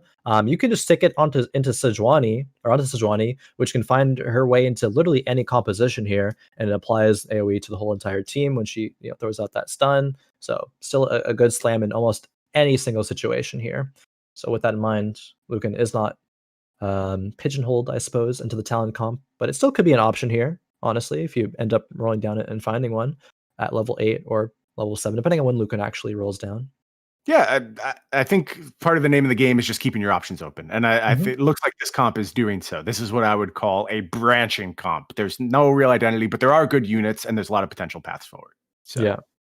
Okay, actually, interestingly enough, getting word from production that Luqun sold a Talon the round before that we got here to this perspective. So Talon probably not gonna be on the table there if we're selling one out. Which is not a Talon fan, and not a lot of players really are. Talon in this past meta has been traditionally a bit weaker, like a couple of tiers probably below the other good compositions. Now with the buffs coming through, of course, as I mentioned earlier, maybe could reevaluate it somewhere. Maybe Talon could find a better home, but not going to be what Luqun wants to experiment with here. Holding a Talon early makes sense too, because if you spike and you're high rolling and you end up with an early Talon too, okay. I mean, everything can be good if you spike it early enough, right? That's kind of how this works. But when it's just not coming together, I can't fault Luqun for getting out of that composition. Like we mentioned, there are buffs on the table, but I don't think they were dominant type buffs. Like I don't expect Talon to be a completely different unit at this stage. Nah, slightly better, and with other changes, like might find his way into the meta because of like 3 or 4 or 5 different factors, opposed to just that one. But it's not baseline just enough of a initial personal buff to cement himself here as a part of the meta here. And I think if we do look at the board of Luqun here, you're going to want to run a Sivir 2 with Sharpshooter every time over just a Talon 1. It's just going to be way, way better, way more, I guess, consistent of a carry here. It's just where is Luqun going to go from here, I suppose. We'll see. Yeah, I mean, you can just commit to your Sivir. Look, you're middle of the pack HP. Your econ's fine. You got 50 gold. You're certainly going to be going to 8 on time. You will get to do a chosen roll at that point because you're certainly selling the Janna and take it from there. I don't hate that approach. Yeah, this assassin composition, TWTrifury is really pulling out some wild stuff here. Like, this has been an assassin spat for such a long time. Going with a double Titan's Resolve Katarina, gonna want to make that a Katarina 3. Katarina did get buffed, I believe, as well, going to this patch. Yeah, her tier, actually every single tier, her damage is a bit higher. So Katarina gonna be on the table here. Good buffs for that unit. Definitely. Be curious to see where TWTrifury ends up in this game, because they are tied for first place in HP right now. Assassins, however, are very feast or famine. There are compositions that Assassins completely destroy, and there are compositions that Assassins completely get destroyed by, as we saw with the Brawler matchup earlier. Yeah, matchup dependent for sure. And it's tough. If you're playing a matchup dependent comp, you better be ahead of the lobby, because you'll reach a point where you hit your bad matchups, and that could be enough to knock you out if you haven't done a good job early. Definitely. I think just passively from what we've seen from the rest, from a lot of the lobby, it looks like it is a decent assassin game, which is, I guess, why we see the composition still being highest HP in the lobby right now. Speaking of highest HP, or perhaps the opposite of that, Luqun quickly finding their way to be one of the lowest in the lobby, especially after that loss from AJSwagatron, who has found themselves after netting that Yasuo 3 on a bit of a win streak here.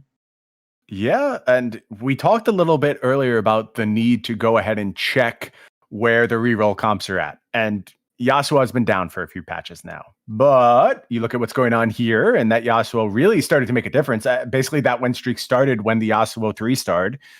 Maybe that's enough. It may not be a first place comp, but it could be enough to get you in the top 4 scenario. And then with some high rolls, again, anything's possible. Talon back in the mix here. Yeah, Talon back in the mix, which begs the question why the Talon was sold. And it probably was just sold because oftentimes some TFT players will say like, oh, that unit will come back. Like, we'll sell it for econ right now. We'll find it again in the future when the transition actually wants to come through. And Luqun finding a spat there. Yeah, that is fantastic because it might have been a dead spat, honestly, if that Force of Nature didn't come through. So now we go to level 8, get to play 2 extra units opposed to 1. And okay, a Samira was found, so it'll be a Samira direction here. Can't fault that one. Tristan is on the bench as well to be able to provide that sharpshooter and that perhaps Chosen Dragon Soul. Gonna pass on that. Ooh, Chosen. I believe it was sharpshooter Chosen. If I remember correctly, I didn't get a great look at it, but if it was, you're right. If it was, yeah, I think that there's definitely an argument to play it right now. Now we're playing a Kindred Spirit that doesn't actually provide the Spirit buff. It was not the best transition there, but it was a decent one, right? Okay, Captain CANUCK actually did go 9 cultist here. That Galio slam is so massive, but so is the Samira spin. But yeah, Samira did a lot there, but it's just too much to overcome in the form of this tremendous Galio. And look, seeing what the Samira did there, I just have to ask why we pass on that sharpshooter Sivir. It seems like empowering the Samira was the plan at that point, and it was supposed to be your carry. And I like 4 sharpshooter Samira, especially with those items. I think you get your Deathblade buff spread out a little bit more. You're hitting more units with your ricochets. So I think we might grow to regret passing on that Sivir. I understand the greed. Like you want the 4 cost, but Sivir would have been really strong there. Sivir would have been amazing there. Even if you don't continue holding on to Sivir for very long, it's a unit that you play just for that round, right? Because it could make the difference. And if you want something else, sure, you have a lot of time in the next preparation phase to sell it, roll down, and find something else. Captain CANUCK here, again, because of that Force of Nature, is able to play the 9 cultist plus the 2 keepers here with an amazingly built Kennen, GA, Morello's, and now the Chalice. But now CANUCK can just use this position to be so dominant, save up to level 9, go 9, and put a Samira in as the 10th unit, and that's going to power up not only the Samira herself, but the Sivir there as well, right? This is a comp that very well can win the game here, I think, from Captain CANUCK, because going all the way back to that first carousel being all spatulas to be able to net that Force of Nature. Yeah, and we talked about how that changes games, and CANUCK did a very good job adapting to a spatula game. I think the debate between whether you want to go Samira now or just continue to let that Kennen hold is real, but ultimately I side with what CANUCK is doing. I'm running this Kennen. The items are just too good to pass on it. Ooh. And it's pretty clear that this is the way you want to be playing the game at this stage. So I might have thought that CANUCK could have had a winning matchup here to win the lobby, but Noster 11 finds an Aurelion Soul 3 on 5-3. Yeah, that is massive. There's only a GA for it, so it leaves a bit to be desired, but as soon as that cast actually comes out, it's going to, oh man, delete the whole board, but it does get popped into the GA state, and it will go down. Yeah, able to take it down with the Galio. Yeah, huge W there. Look, there's no good items on it right now, right? That's what we're looking at. If we find something like a Gunblade, if we find any type of good payoff, it would be huge. But I don't see it on that carousel. No, the best thing for that Aurelion Soul right now is like a locket, but you don't want to put a locket on Aurelion Soul, really. No. You probably just itemize something else right now. I'd even look at what else the Noster had on the board. Yeah, it might end up being that or a redemption, I suppose. Yeah, just a little bit more defense, some way to keep this thing alive, because it's a real shame, because this is a Gunblade away from just stomping this lobby, right? There's nothing you can do at that point. But exactly, as it stands, still some work to be done. Yeah, they did kind of, I suppose I'll use the word cash out on the Ornn value, getting the Obsidian Cleaver, just one item, and then sold it. Said, okay, you've served your usefulness, Ornn. We'll see you again in the next game, maybe. But I think that's great because you can keep Ornn in for a long time, but he's going to be 3 rounds being pretty much useless, I suppose. Just netting an Elderwood, but we already have that with the Elderwood mages there, with the Lulu and the Vigar, of course. And we want Brawlers to the front line, right? We need to buy time for this Aurelion Soul to actually get the cast off and do work. Yeah, it's going to be all about just keeping that Aurelion Soul alive to that first cast. That's all it takes. Going to be able to delete the vast majority of the board. And there it is. Cleans up that Darius. In TriFury, these assassins are falling off. We have Katarina 3, but it is not doing enough of these items right now. And it's kind of hard to, again, assassins versus brawlers, even if it is only 4 brawlers, they're still paired with an Aurelion Soul 3, so kind of all things there combining into being a hard matchup. TriFury fortunately lives 1 HP, so they could find some wins elsewhere. And Puttyx actually dropping to 1 HP as well with that loss. We have some very, very high stakes for these bottom 4 players right now. All of them could be eliminated with just one bad loss. Yeah, very vulnerable. And I want to point out, if we look at our 7th and 8th place finishers, you see Bananaramic and Zan Syed down there. So that means there is some space here from a big performance from Noster to be able to create some distance between the other competitors at the top of the lobby. And who's the 4th person who was tied for 14 at this stage? It was AJSwagatron, Zan, Noster, and Mana. So AJSwagatron. Okay. Yeah.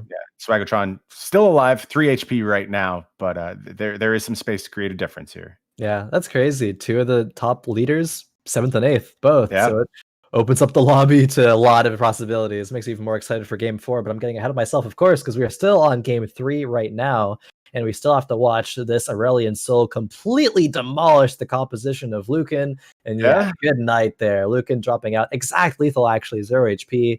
AJSwagatron goes 6th as well. Yeah, so distance being created with that Aurelion Soul just only needs the GA to get the job done. That's plenty for a 3-star dragon. And now Noster is the only player that was in the top, tied spot here to get a top 4 in this lobby right now. We actually set 8th, 7th, and 6th from all the other. Look at this minion. Look at what it's carrying. Did you see that? Blue buff. Oh my Hextech Gunblade and Giant Slayer are going to be picked up. And okay, I'm calling it. That's it. Caster's Curse is in full effect. This is Aurelion Soul's match to lose. What a roll of items for Noster there. This is so fortunate of a game for Noster here. Everything, of course, you can say some players will high roll, but you still got to play well with that, with getting the opportunities, getting the units. And Noster, absolutely. At this point, you played well enough to get to this point here. It's just a cherry on top. It is just a gift to now get the Gunblade and the Giant Slayer. Blue buff, actually, I'm not surprised to see it stay off of the Aurelion Soul. Sure, you'll I think that's faster, fine. But you only need 1 cast, really. And you just need that cast to do enough damage to delete everything. And it's going to, with now Gunblade and the Giant Slayer on top of it. This, I agree with you, man. Caster's Curse, maybe, but this Aurelion Soul is probably winning this lobby.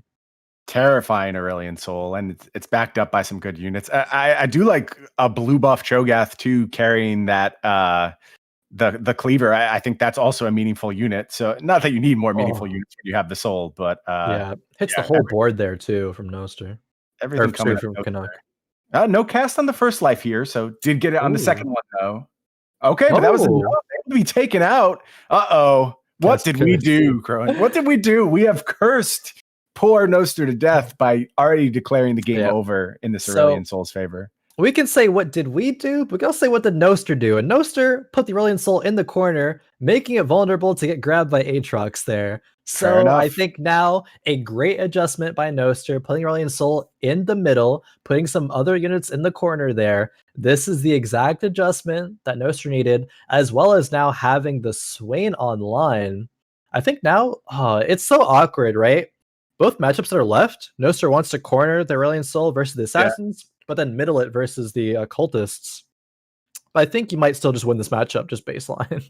I think so. I think there's just too much for this team comp to overcome. But the match against the Cultists is going to be real interesting here. We saw it go the way of the Cultists the first time. Now Aurelion Soul is going to get a second shot. Like you mentioned, is going to be key to protect from that Aatrox pull. And that's a big get. Able to put those Sand Soldiers in the corner and completely invalidate the Aatrox pull. even if the Aatrox gets 2 pulls in, they have to get through the Saiyan soldiers and then the Lulu and the Vigar now. So that's even more protection online for this Aurelion Sol. That was a massive, massive pickup there with that Azir. Noster, I think at this point, is not going to be an advantage in this matchup, but let's see how it plays out. Yeah, very interested to see. But I think if you were to draw up an ideal unit, it was Azir and those Sand Soldiers, just completely invalidating the pulls of Aatrox. So let's see how Aurelion does in this spot.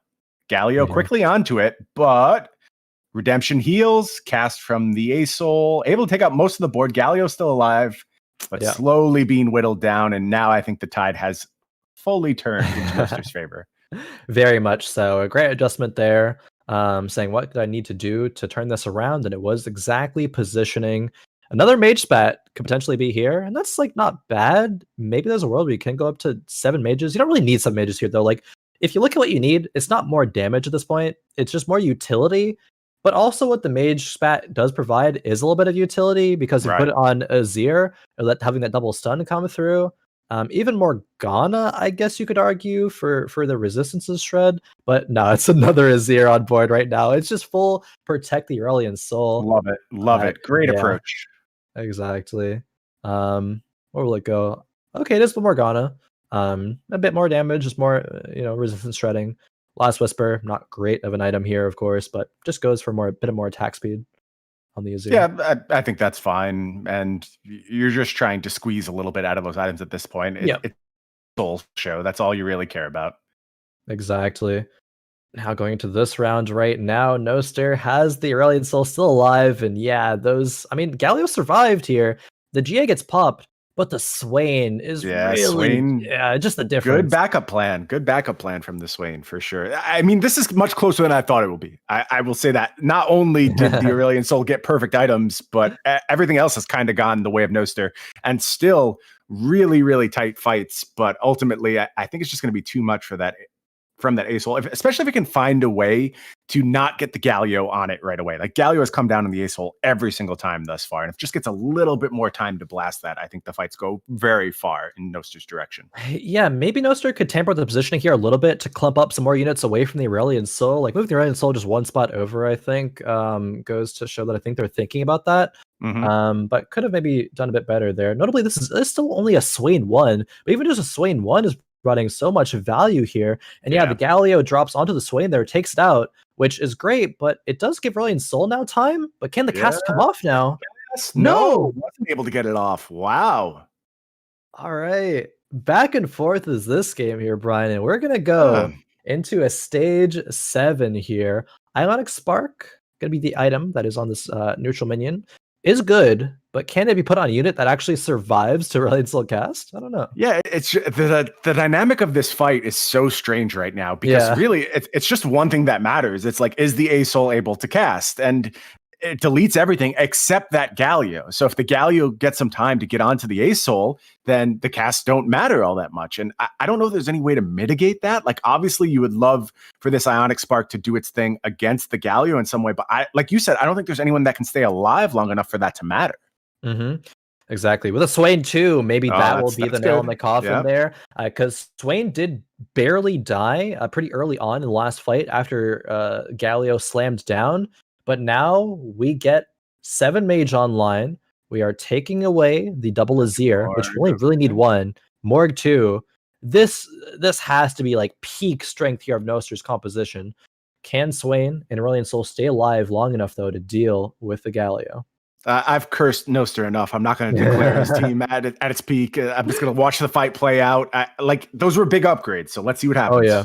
Huge upgrades. The Galio slam comes through. The Aurelion Sol actually does get popped here. Gets the cast off, though, and I believe, that one more shot will do it. Noster manages to get that first place, and what was such an intense back and forth there for so long between the two.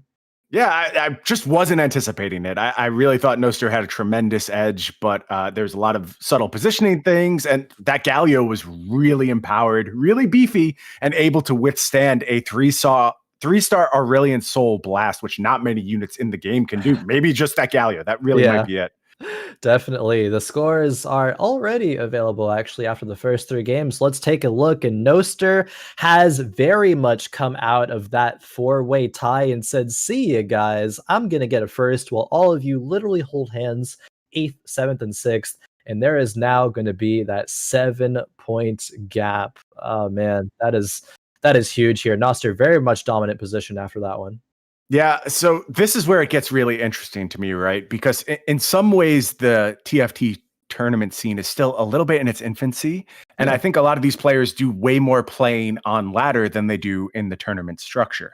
Agreed. Maybe with the exception of Noster. But my point is, what we're looking to get at is Noster can play this game pretty defensively, right? Really, all that matters is you don't go 8th. You make sure you fall into the middle of the pack and you've locked up some cash and you've won Fight Night Rising. And I think Noster is exactly experienced enough to be able to adapt their gameplay and get into a position where they can benefit from the lead they've created, but it's going to fall onto the other players to be hyper aggressive as they gun for first place from those 2nd and 3rd place slots. Exactly. A fantastic point, because Noster literally only, I believe, needs like a 6th at worst, a 5th at best to like literally clinch first place. So don't even need to top 4 here. You can just play whatever strongest board you get, just literally out-survive the risky playing players in the lobby with just the HP margin there. So I'm sure that Noster is going to have that in mind moving forward here, being the player who has the most tournament experience, of course, in teamfight tactics. It all kind of lines up well there. Also, I wanted to give a quick note back to that last game. The specific items, that 3 items that were on the Aurelian Soul there at the end, was the GA, the Gunblade, and the Giant Slayer. And Giant Slayer was actually so huge in dealing with that massive Galio HP pool. And it was luck that they got the Giant Slayer, right? You didn't choose to build it. It was off of that neutral minion giving the blue buff, the Gunblade, and the Giant Slayer. So, oh man, I guess if in that scenario I'm Captain CANUCK, I'm like, why did this guy get the literal perfect items that he needed? But I mean, everything just kind of came together there, and it was so crucial to have that Giant Slayer as third item. I think I actually saw CANUCK drop the question mark when the Giant Slayer came up, and it was just the perfect hard counter to that tremendous Galio. Galio, of course, has seen some buffs in recent times, and a lot of them were focused on MR. So it's designed to be able to stand up to those type of onslaughts from a really big Aurelian Soul like that. But there's only so much you can do. And when you hit a 3-star Aurelian Soul with the Giant Slayer, it is going to eventually chop you down. Yeah, definitely. It'll be a couple more minutes before we do hop into lobby number 4, and I'm eager to get on into it, but I have to wait just a bit longer. But it does give us time to talk about more about what happened in the last game. Zan Syed did go from 2 top 4s to an unfortunate 7th place, and I think that's kind of on par for their placements in fight nights. They have a few good solid games, then one kind of outlier, like a little bit lower, a little bit of a poor placement there, but still I think at that point they usually do bring it back to have a strong finish. So I'm expecting some good stuff with that in mind, and expecting perhaps another top 3, because there's a bit of a running gag, and it was like a 3-week curse here on Fight Night. Boop likes to coin that. I'm sure casting with Boop, he probably brought that up at some point. Yes, he has. Yeah, the 3-week curse. After 3 weeks is kind of like your peak there. It's really hard. It's the testament of a great TFT player to actually be invited back for that 4th week, to have that consistency here among so many great players. Yeah, and it brings up a great point. So while it seems like Noster is certainly close to punching their ticket at this point, there's still a lot on the line in this last lobby. Players want to come back. When you're in this type of tournament series, you want to seize your opportunity. You want to get to be on the stage for as long as possible, just playing week after week. So the competition for the 2nd and 3rd place slots are going to be very, very fierce as we go into this lobby. Definitely a lot matters, and a lot of times we have players who are on the bottom, I suppose, like standings, that they play spoilers, and like their performance definitely not if it can't impact their placement for a top 4 on the day, it still has massive impact for all the rest of the players that are actively vying for those just scraping a 4th or a 3rd to get invited back, 4th to get into the money. There's still a lot on the line for a lot of these competitors here. I think technically, I believe 7, maybe 8 players have a chance to get into the top 4 at least. I could be wrong about that. I'm no math major. In fact, I'm an English major, so math, doing it on stream especially, is going to be awful for me to do. So we'll have to see how the placements do pan out. once No, everything's fellow said and English done. major here, you're not getting any help from me. So we'll just let Matt Great. figure it out in the end. Oh man, 2 English majors. Not often I meet another one of these out in the wild in esports land, but glad to have Well, one. a lot of us have starved to death because we aren't True. able to find any work. So that's generally how that goes. Unfortunate truth there. Feels bad, man. Yeah. Yeah. A little grim reality introduced into this TFT lobby, but nice little start here for Zan, able to make a 2-star Twisted Fate very early. We mentioned this is one of the finer item holders in the early game, although only 2 cloaks for Zan thus far. Yeah, finer item holders. I was just gonna say you don't really have many items to slam right now, if Mm-hmm. unless you want to go for a D-Claw, QSS, but that's an item that you want as like the second or third item for a Right. carry. You don't Right. want to priority build that item. Zan, however, now does have the option for brawlers again, but with that poor placement in the last game, Zan is 16 points, tied, I believe, three-way tie for third right now. Do they go for that consistent play style, or do they want to, play for first or eighth style gameplay here? Yeah, I think it's a question of how Zan evaluates the brawler comp. Do you think it's something that can potentially carry you to victory? I will tell you that when I'm really considering playing the brawler comp, I have to have an early Shyvana. I won't even look at it unless I happen to get like a Shyvana in one of the early loot boxes or very strong Shyvana items, or it's in my first shop. That's really the only scenario because that's the unit you need to carry Yep. you through those first few rounds. And Zan does have it here, and you see he has adjusted the comp to go ahead and load up on brawlers. But that Shyvana being chopped down by a Garen carrying a Morello.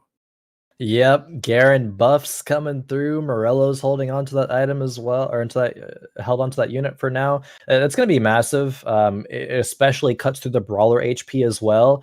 Zan actually did also another smart thing, which is to put the cloak on the Shyvana because she's going to carry that cloak no matter what. Right. You're going to want to build a Runans at some point there. But even if you don't end up going the Shyvana route, you just give her some extra stats for now, even if you end up selling her. But finds a Small sharpshooter. optimization. Yeah, small optimization, which makes the difference a lot of times. So that's Absolutely. gonna be good. Playing a Pike, even another small optimization. You don't with the Tom Kench go up to 4 brawler. It's only the third brawler, so you can take it out for a Pike. That's gonna be giving a lot of CC through, which could give more time for the Shyvana and the TF to do work here. So another small improvement there. No chosen either as well. Not opting to take the sharpshooter chosen in Italy, which I think is a fine assessment there. It's not gonna do much for this composition. Just greeting it out here. Yeah, I agree with all the decisions made thus far. Sharpshooter in Italy, not where it's at on this patch. This isn't maybe 3 patches ago when that was Yeah. the de facto best unit in the game. Pretty far off that point. I think it's still playable, but not something you Yeah. want to prioritize. Definitely agree with that assessment there. The TF actually could cut through the rest of this board, but doesn't because Bad they angle. can't. Yeah, bad angle for the Tristana. Live with like sub 10 HP, it looked like, and just didn't cut through the Tom Kench either. Now another chosen with this in the form of a Vanguard chosen Wukong. But again, not going to be amazing here. Might just want to opt to sell up to 10 gold here or pre-level. I think Zan oftentimes does go for a pre-level style. So it might just be that. Yep, mostly I've seen pre-levels from Zan. Both options are available. Would have to do some swapping here. But we are just going to go ahead and Oh, pre-level. Okay. full Hard level. level. Yeah, Yeah. right up to 5. With selling all the bench units there and selling even the Tom Kench, which was a brawler, but it's going to be giving you 3 cultists right now with the addition of that Elise. That is nice. It gets you the strongest possible board at the moment here, and maybe he's going to win the round because of it. We'll have to see here though. The Hodge on the chosen Wukong for Noster still is very, very powerful. Yeah, it was an interesting decision from Zan. It's a little strange because there's no like win streak to protect, right? Like I like Yeah. playing the early game very aggressive, and clearly that's the way Zan likes to approach these Oh early yeah. games. We've seen it basically every time thus far. But you didn't really have a lot to defend here, and your comp also didn't get very good when you pre-leveled. So Yeah. did you really gain from that play? I'm not sure. Ultimately, though, going to get a good item choice here. And maybe that can provide some path forward for Zan. Going to go ahead and take that bow. And that points to me that we're still trying to itemize the Shyvana. Yep, the Runan's probably going to come through here. And I do agree with you. I think it is very wise to be kind of critical of Zan's play, specifically with leveling up there, selling the brawlers they could use earlier on. Sometimes in this scenario, often players would want to go for the econ because that's what's going to get you back in the game. if you're leveling up, spending all of your gold, it's usually to protect a win streak. You want to get as much gold as possible. But even if that came through as a win there, the gold in terms of the streak is going to be reset at 1. You got to still build it up, but even still, you're not amazingly strong. So you might just, flip flop wins and losses. And so you're going to be so far behind in the game in that scenario. I guess I even struggle to say, fortunately for Zan loses. So the potential of a full loss streak they're going to Krugs is still there while preserving the HP. That's kind of best case scenario. But Zan really does, I think, want to lose these next couple of rounds. Yeah, it felt like a HP loss mitigation technique, but yeah, it wasn't really one that was apt to succeed. Mm-hmm. And you kind of have to find a sweet spot, right? Because if you do too well, you win. Yep. And then you give up any value you have built up in the loss streak. So it could be a really precise set of calculations from Zan, or maybe just a little bit too much adherence to a particular playstyle. Yeah, it almost feels like for me, this term, I think I've said a decent amount of times, but it kind of feels like the overall style approach to this game is playing to not lose as opposed to playing to win. And you have to kind of play to your outs. You got to play to win as opposed to just like always mitigating and mitigating and mitigating. You got to be proactive at certain points and actually like correct ways that are gonna be netting those victories in the end, or at least getting the top 4s. But I struggle to think that is a play that consistently does that. Interesting decision. Over we see our first Tristana carry attempt, maybe from Puttyx. I think this is just the old school Tristana that's carrying a few items for a little while, not the reroll Tristanas we saw for a few weeks, but a couple decent items there. Maybe trying to get to Olaf. You'd love to see those 2 items to bridge you to a Slayer comp. So we'll have to keep an eye on what direction we go here. The Shyvana direction is here. Runan's obviously very, very good for the Shyvana. We have a couple brawlers on the board here. It could be better than the Tristana when it comes to just cashing out this fortune loss streak and however far it goes. The Tristana doesn't have Dragon Soul, doesn't have Sharpshooter, so while she's a good carry, you kind of need the synergies to make her that, make her a carry, of course. So we'll see. Probably a loss here going up against the board of Captain CANUCK, who's 100 HP currently. Yeah, I'm cool with that. I like losing in this spot, actually. I think that's what you should be doing with all the pieces you have together. And obviously, you want to find a sweet spot and not just spew HP all over the place. But I think building up a nice loss streak to get a fortune payout here makes sense. I even like holding the Shyvana as a potential way. If you just like want to fast go to 6 in a scenario where you think like, okay, this is where I have to go ahead and get my win. You have the Shyvana to add to the mix. So all of this makes sense. Exactly. And it's more appealing now here with the shop having a Nunu, because that could be giving the 4 brawler buff there. And you don't want to get stuck in fortune jail, of course. You're going to be able to, get as strong as possible when you want to cash out at that, 6, 7, or 9 loss streak at that point. I think the reason that 8 is bad, to give some context, is because 8 loss streak is more likely to give you just a bunch of Thieves Gloves, and Thieves Gloves are very awkward to make use. You oftentimes find yourselves without units to really hold them effectively, and it's really more value to get the gold and the Nico's help and the 5-cost units and stuff from that. That makes perfect sense to me. A couple new news coming through here. Yeah. Not going to sell to 30 gold there, but the option of the Brawler Pivot is there. Moving on board here with Noster 11. Noster still has that Wukong going on. Hasn't slammed any other items. Like, there are 5 components on the bench here. And oftentimes players will say, yeah, you really should make something out of those at this point. But Noster wants to be as flexible as possible moving forward here.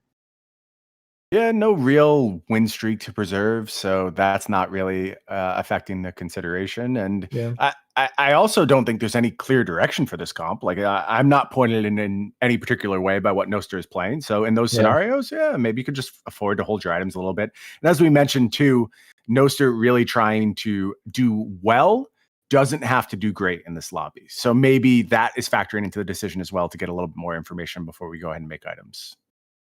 I think this was actually really well done by Noster and this roll down, because you only had about 30 gold to roll with on level 6 here. And what do you find, right? You find the Chosen Mage Lulu. And it's like, great, I'm going to use that. And I'm going to use what I have offered right now with the potential mage spat and go 5 mages. Noster making a large transition out of a little bit of money. So I'm really a fan of what we just saw there. Yeah, nice work. And it also involves getting back to that Darius, which is loaded up with a bunch of items. And if that starts finding some levels, those are good items on that Darius. Yeah, unfortunately, Noster fighting Captain CANUCK, who is very strong, still 100 HP, has a Sivir too. With I think they've had the Sivir 2 since like For a while. middle of stage 2. Yeah. That's so early to get that online. Unfortunate loss there, but it's not gonna be the end of the world. Noster wanting to roll down 5 more upgrades here because that front line's looking a little lackluster. Aatrox will certainly help that problem a bit. Oh, gonna be sold. Looks like I think we're just rolling for more Darius here. Yeah, you need something to stabilize. Like you just need one more hit, and even opting opting to roll literally to 0 gold there. I guess 1 gold literally. But we found the Darius too. So hey, if you're Noster, remember you only need to play for like 6th or 5th place in this game to guarantee the victory. So I like rolling at 6 down to 0 and that with that in mind. Sure. Yeah. Preserve some HP. And look, I'll be honest with you. I don't know how strong this Darius is. I'm not super experienced with Mage Hat, very early 2-star Darius carrying a Hodge and a Gunblade. But judging by that fight, I think this is going to be pretty safely navigating through this mid game. Oh yeah, exactly right. Like it's gonna be hopefully optimally carrying the way through the rest of stage 3 and probably the first half of stage 4. I would say before you need to get some some other stuff online to complement it. Maybe a transition is made at some point, but Noster really aggressively needs these next like 5 or so wins just to come back in terms of the econ, because being on 0 gold after that roll down, sure you power spiked, you're strong at the moment, but how far can it take you, I suppose, is the question. Getting a bow from this carousel, it looks like. What are they going to make of it? I don't remember what the other item they had on board was, so we'll have to see. Yeah, I don't remember. So we'll see when we get back to the battlefield here. Yep. CANUCK still at 100. Okay, it was a sword, which could make a giant slayer, but we're probably not going to see that right now. It does feel like we may be headed towards that Aurelion Soul game again. Yeah, maybe it was literally just for the Annie, being able to go now up to 7 mages. And with 7 mages, these Darius dunks are going to be real strong right now. Yeah. I'm looking forward to seeing how this fight plays out. All eyes on the Darius. Can he actually slam dunk everybody? Get all the resets? It's possible. Gets plenty of chances at it. 2 shots at each dunk. So some big bodies here. Oh my. Didn't seem to matter there. Wow. Big damage output. Those heals coming through from the Gunblade. Okay, I'm a believer. I believe in this Darius. You can't not be a believer after what we just saw there. Even if the first dunk doesn't come through, the second dunk, because the mage spat, is able to secure the kills, seal the deal, and I myself as well am a believer in this Darius, at least in the mid game. Of course, it's always like when you put a bunch of power on these mid game transitional units, it's kind of like a ticking time bomb, like how long until they actually get outscaled. But for right now, this is massively strong. Yeah, it feels like this Darius has a little bit of time on its hands, and it's going to be able to get Noster to a good place where hopefully look to get into that Aurelion Soul comp and then really power through, or just 3-star this Darius. We know Noster will do that as well. Hey, yeah. The potential is there. I'd be excited to see not only 1, but 2 times that Darius is tier 3 in a fight night. That'll be a story to tell Boop next week, assuredly. New meta, you never know. We could be seeing the breakout of Darius as an all-star carry here. It is possible. Oftentimes we see no longer the Darius of old being carried, and isn't going to carry here as well. Absolutely blown up by that Callista. Caster curse. You're welcome, Noster. we did it again. Man, we've done it to Noster specifically multiple times now, actually. Yeah, I almost feel bad. But it's only for 1 round. It's like the next rounds oftentimes still go back to going well, so I don't feel too bad with that in mind. But yeah, let's just go away from Noster's view here. We'll just now it's in Noster's hands. Yeah, keep him safe here. Moving on over to Zan, and it will be a kill comp, it looks like here. Keeper as well, with the Keeper chosen. Rakan paired with the Jarvan and the Xayah. Look, Kale, great comp. I don't think anyone who's played TFT recently would dispute that.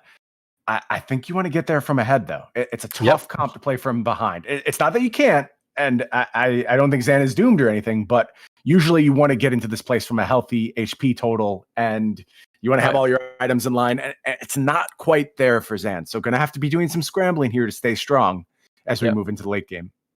Well, yeah, believe me, I'm 100% with you there. I 100% agree. You want to go into this comp from ahead, but there was the opposite example of Banana earlier on. Good point. In game number 1 that did get to the kill comp from behind, and miraculously, and because it was very well played, of course, it did end up working out. So Zan isn't just overall doomed right now. There is the potential, but with those items coming through from Wolves, it's not looking very good.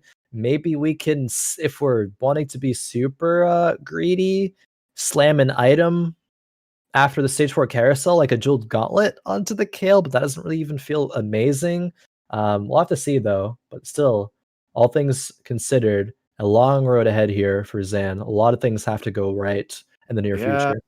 I don't know that you can hold out for perfect items. Like, obviously you want your Gunblade, but I don't think you're going to have the luxury given how low this life total is. And you're right. The item that stands out when you have your choice of items is Jeweled Gauntlet, and it's certainly an acceptable Kale item. It's somewhere in the top 5 Kale items, I would say. Yeah, probably. Sure. But when you're playing from behind, you can't have like a decent Kale. You got to have a good Kale to get you into the late game. So Zan with his work cut out for him. Definitely work cut out for him. And the last round, things aren't really going well. 30 HP right now. Going to be making slight adjustments, dropping down from 4 Keeper to put the Shen in, which does not only provide 2 Adept, but 2 Mystic as well. And that might be a slight difference maker, making the board slightly stronger. Adept's interesting right now. I think it's much less important in this metagame than it's been in a lot of other metagames, but certainly a lot of that is matchup dependent. And up against this Kalista, you'll be happy to have a little bit of slowdown on your hands. I think oftentimes now in this meta, people aren't going to be building QSSs quite as often. Obviously, that'll stop the Adept debuff there, as people are opting for a lot of GAs. So Adept actually can sneak in a bit of value there. And speaking of value, that was a very valuable shot for Zan, netting a Kale and a Xayah there. That's one step, a very massive step in the right direction. A couple of real good forecasts for Zan.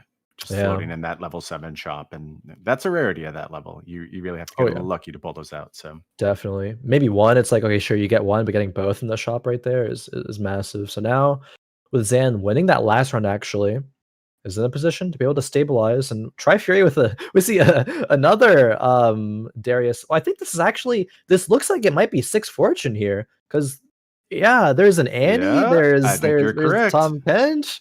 TWTrifury needs to cash out. Oh man, I don't know if we have TWTrifury's perspective here. I don't think they even get a chance to. It's close. Hold on. Oh, no. So close. We don't know how big that loss streak was, but I have a feeling you're running 6 Fortune there, and at the bottom of the lobby, that would have been a substantial payout. Oh yeah, that is massive. I'm curious to. I don't think we have the perspective, unfortunately, but to just from someone else's board see what that payout does bring when it comes through. Hopefully, it'll come through.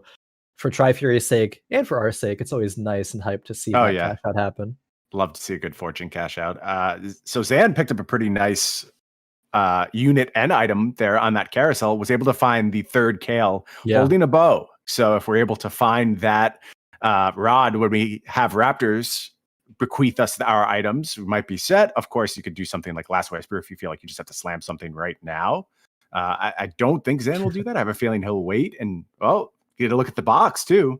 Okay, Lucky Lantern coming through here, and it's not going to be any amazing items for the Kale here. You don't really want to slam any of this. What we are going to do with all that gold, though, is level up, put the 4 Keeper back on board here, and all of a sudden, Zan's power level from that last round to this round is a lot stronger. Yeah. Decent. I think we're in a decent place right now, and I think if we get a chance to upgrade our Chosen, we could find ourselves in a good position. You see Zan doing some math and being like, can I afford to hold this Kale? I think the answer is no, unfortunately.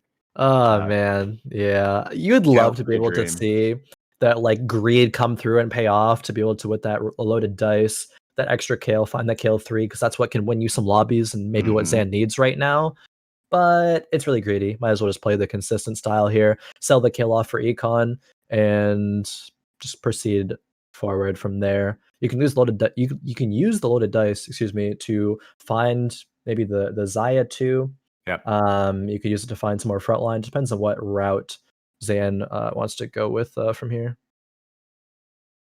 Yeah, I think that's an interesting thing to keep track of, when exactly you want to go ahead and cash in these dice. It looks like time's now, and it's going to be on Kindred. Finds Kale Timo 3 Kindred. I think we were really looking for that upgrade on the Yuumi there. Yeah, the Yuumi and the Xayah, but not finding them there. That's unfortunate. Oh man, it feels so bad when you use loaded dice and you're just like, all right, I can pick up nothing here and I have to just roll again because nothing of value was found. Yeah, tough for Zan. I do think Zan is in a stable place for the time being, up against a 3-star Vi, which is pretty interesting, but ultimately doesn't seem to be all that threatening. Although I believe that unit was buffed as well this patch. Yeah, I think so. I think the armor shred went down, but the damage went up. Right. Yeah, it was more of an adjustment than a buff. Yeah, definitely. But still overall, you could say it can be a buff, especially if you have her at tier 3, gonna be, I don't want to say a carry, but Vi always is in that unique position to hold items and do more than what a lot of people would expect off of just being a Vi. So she can have the potential to put in a lot of work here, especially with that damage buff coming through. So got to keep an eye on if any items will go that way later. Checking on board with Luqun here. Luqun is running the Samira, is trying to find some Slayers to complement, and with a good Chosen, I think you got to be satisfied with this Vanguard Aatrox Chosen here. It's like the if answer you are is yes. Luqun. Yeah, it's going to be great. It's going to provide that at least 2 Vanguard buff there, as well as just be a very, very solid unit. Going to be tearing up that Morgana to tier 2. But honestly, these rolls are coming through pretty slow, and there's still some items on the bench here. Those have to be delegated to someone. The Zephyr comes through. Okay, at least that was there in time. Yeah, and I think the items ended up in a good place. I think you've got a pretty strong Samira right now, and unfortunately, you're up against this Darius who continues to hop around and murder everyone, just doing Darius stuff. Can it take down this Samira? Gonna have to do it again, thanks to GA. Darius the Samira Slayer. Oh man, that's such an important round too, because TWTrifury was 1 HP remaining. Was that a cash out? I don't know if they cashed out earlier. Might have been. I'm not sure either. Unfortunately, we don't have TWTrifury's perspective, so not. I think it was. I do see 2-star Swain though. Yeah. Okay, let's keep an eye on TWTrifury and see how things start going. Able to get to level 8 immediately, so I have a feeling there's some fortune shenanigans afoot there. That was definitely a cash out there immediately. Getting a Swain too. That's probably like, all right, you run through all the loot boxes there. Oh, 3 Swains, great. All right, sick. Now TWTrifury actually is in the interesting spot where they can turn this 1 HP into a lobby victory potentially. It's going to be a long road ahead of them, but it is possible. Could be. Let's see here, though. The Aatrox pull, is it going to come through after the QSS wears out from Kale? No, it comes out a bit too early. And oh no, Zan had to make a last whisper on the Kale as opposed to any other items, and that's feels bad for sure. We talked about the top 5 Kale items and said we could put Jeweled Gauntlet in there. I would not put Last Whisper in the top 5 Kale items, unfortunately. Unfortunately not. Loaded dice coming through from Luqun, but does not find that Samira pair. Unfortunate there, did not hit. We'll see. Luqun now putting in an Azir. Makes sense. Already have your Vanguard from your chosen Aatrox, so just getting another solid legendary in there. Yep. I think if those is 22, you want to play it, but without it being 22, Azir might provide a bit more value here. Agreed. Yeah, all eyes on the Morgana ulti and then the Samira here. If they're able to tear through all of these brawlers, the Morg ulti is good. So is the Samira ulti, but it's so much HP to get through here. Yeah, but Olaf's still doing the thing right now, and I think this is going to go the way of the Slayers. Yeah, Set comes back. Tries to slam. Oh, that was actually such a key Azir ulti to CC the comp, and then Samira doing her best hyper carry ADC impression there, dashing away and finishing out that fight. It's always those fights where, like, the units like make good mechanical plays that like you get hyped about. Right. Yeah. At least I do. You Oh, you man. love to know that they're on your side. The unit I always find myself very angry at is TF because I play a lot of Twisted Fate in League, and Yeah. I'm just like, come on, TF, throw better cards than that. What are you doing? Yeah, right? You want to be able to just like, if I can, micro this unit right now, this one moment, it makes so Right. much of a world of difference here, but it is an auto battler for a reason, unfortunately. That's And probably for the best with my old man reflexes, so I'm cool with that. oh man, yeah, bit of boomer representation here from the no, Mhm. just kidding. But I think No, we no, did you're get spot on.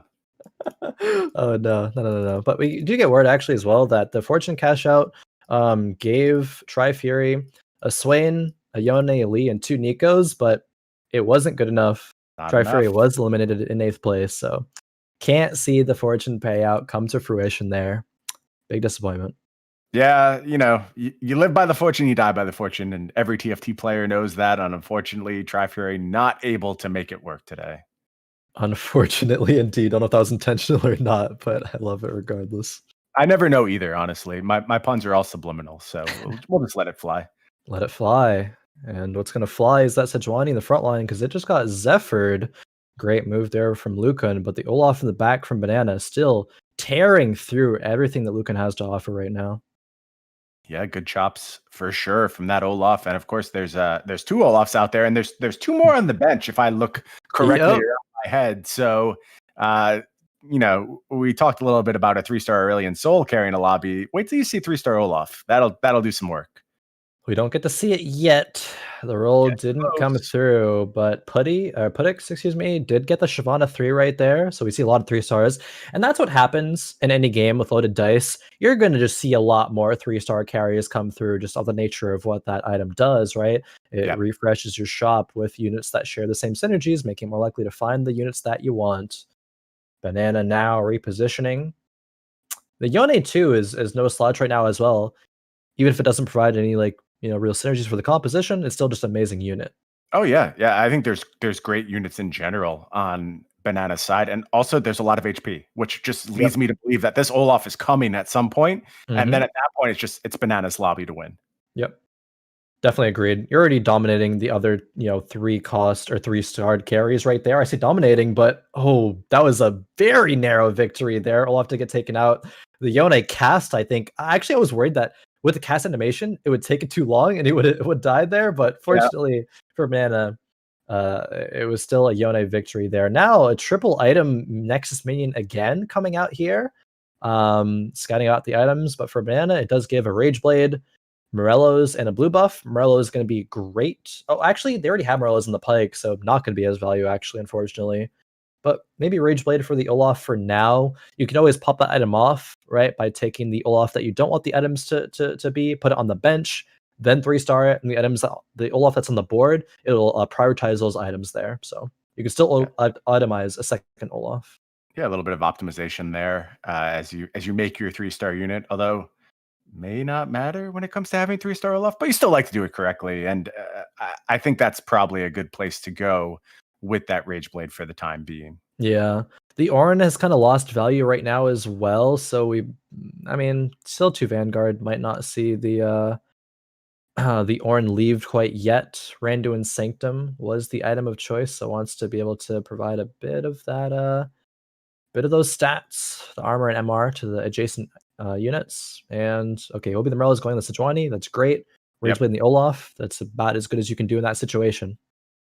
Yeah, I don't think those were the best 3 items for Banana, but he's going to live through it. Everything should Yeah, be fine. I think this they're comp is serviceable. already online, and it has a lot of growth potential as well. So that's really where you love to be in this stage. Oh, okay. The set coming back actually is able to secure the kill onto the Olaf. Shyvana just so tanky being tier 3 there. So Banana did go through with the loss. Zan actually got 7th this game and Luqun got 6th. So Zan having a couple of poor replacements back to back, but here it is. It's Olaf go coming time. through. Yeah. Do you sell the Sejuani pair though? No, we sell the Janna instead. Oh no, okay. Actually saying, nah, I really want the Janna. I'm just gonna sell the Sejuani instead. So That seems now, fun. yeah. Olaf 3 online. Can this unit lose? We'll see. It's a good question. I think we saw last game that there's potential for these hyper jacked up 3-star units to be challenged. Oh yeah. In this lobby, I don't quite see it. Honestly, I don't know where the challenge is going to come from. Although this is close-ish, Yeah. kind of, The sort the of. healing debuff applied to the Olaf made it so obviously his lifesteal is going to be, cut in half, mitigated. And then if there's a lot of burst damage after that, like with the Aurelion Soul, it got close to him getting taken down. CANUCK though, actually finding themselves in a bottom 4, and I believe they were on top lobby for a long time. Yeah, started off really strong. Yeah. So unfortunately, that's not all that you need is a strong start. Gotta be able to transition it well as well. I think we have besides for Noster, all the rest of the carries are 3-starred. There's a Shyvana, and then a Callista, and then for Banana, it is of course the Olaf. That's your 4-1. Gonna be a bit stronger than those 3 costs. Just a bit, yeah. Let's see, it's intense when it gets down to this point in the game right now. We are halfway through stage 6. No one gonna be falling in one loss. There's some wiggle room for every single player here. Could be some big life swings though, and wow, that Olaf is putting out damage. You saw it just chop through that Aatrox with a bunch of defensive items on it like it was butter. Oh yeah. Swagatron taking a huge loss there, going to perhaps 1 life remaining. Puttyx and Noster. Puttyx taking the loss there, going from a win streak to, I guess that was a actually massive loss there. They dropped all the way down to 7 HP, so 1 life remaining no matter what for them right now. Noster not picking first, but they have the mage cap 7 mage Swain 2 online. So that's like pretty much like a 3-star carry, power level right there. So Maybe everyone's so strong. Yeah. Maybe that's enough to contest that 3-star Olaf. We'll have to see. I am still giving the edge to Olaf, but not by much. And more importantly, I think it's time to acknowledge just a tremendous day from Noster with this performance going to lock up first place. Yep. And now it's just a question of by how much is Noster going to win? Definitely. By how much Noster is going to win, but still other players vying for those, top 2 and top 3 placements to get invited back. Noster has shown their dominance, and of course we see the reason why, right? Being able to get to this point in the board with Aurelion Soul 2, massive items, Swain 2, Mage Cap, like there's not much more you can do with a mage board at this stage of the game. Yeah, I think Noster showed a bit of preference for Aurelion Soul today, and not a hard preference, certainly not forcing, but was more apt to play it than our other players, and was rewarded for doing so. It seems to be quite powerful right now. Yeah, definitely. Oh man, this Swain just has so much HP on every single transform. Yeah. Like near perfect items. You want the mage cap and then a couple tanky items. Ionic Spark is going to do great at like being half tanky and half damage. Puttyx drops in 4th, and Swagatron drops in 3rd there. We are down to our final 2. I think this is showdown time. Yeah, this might actually end up being really important for Banana here. Being able to maybe get the first place. It could be the difference between like a 4th and a 3rd place finish overall in the night. Okay, so high stakes for one of our players. Noster trying to just complete an absolutely dominant day here on fight night. And I don't know who to pick. Before this Swain came through and really solidified its status as an on par with 3-star Olaf carry, Yeah. I would have easily given it to Olaf, but that Swain is a scary, scary unit right now. Oh yeah, definitely so. And it's gonna go toe to toe basically with this Olaf right here. But Olaf, it looks like it's gonna get the better of that 1v1. But now there's just Aurelion Soul left on the board for Noster. But there's so many zillion ultis coming through here. This Aurelion Soul is definitely not gonna find a victory. There is, however, one more chance for Noster, but it looks pretty grim based off of how that fight went. Yeah, that was not all that close. And I don't know how you can really improve that. I mean, it seemed like the Swain was on the Olaf early enough, which I think is where you want it. Like, I think you want it lined up across from the Olaf, and maybe you can get your Aurelion Soul to cast more reliably. But I don't think it's going to kill the Olaf at this stage. It's just too big, too much lifesteal, and things are starting to head in Banana's favor. Maybe I could give Noster a little reverse curse here. I'm going to say Banana is a big favorite at this point, and maybe I can pay one back to Noster with my caster curse here. Maybe so. I think actually with seeing how that last fight played out, you want to dodge the Olaf immediately with the Swain because you're not like bursting him down, right? And there's no healing reduction coming through. The burst is going to come through, if it does, in the form of after everything else is already killed off. and the Aurelion Sol finds an ultimate with the Vigar and the Swain, timing at that point to all come through at once.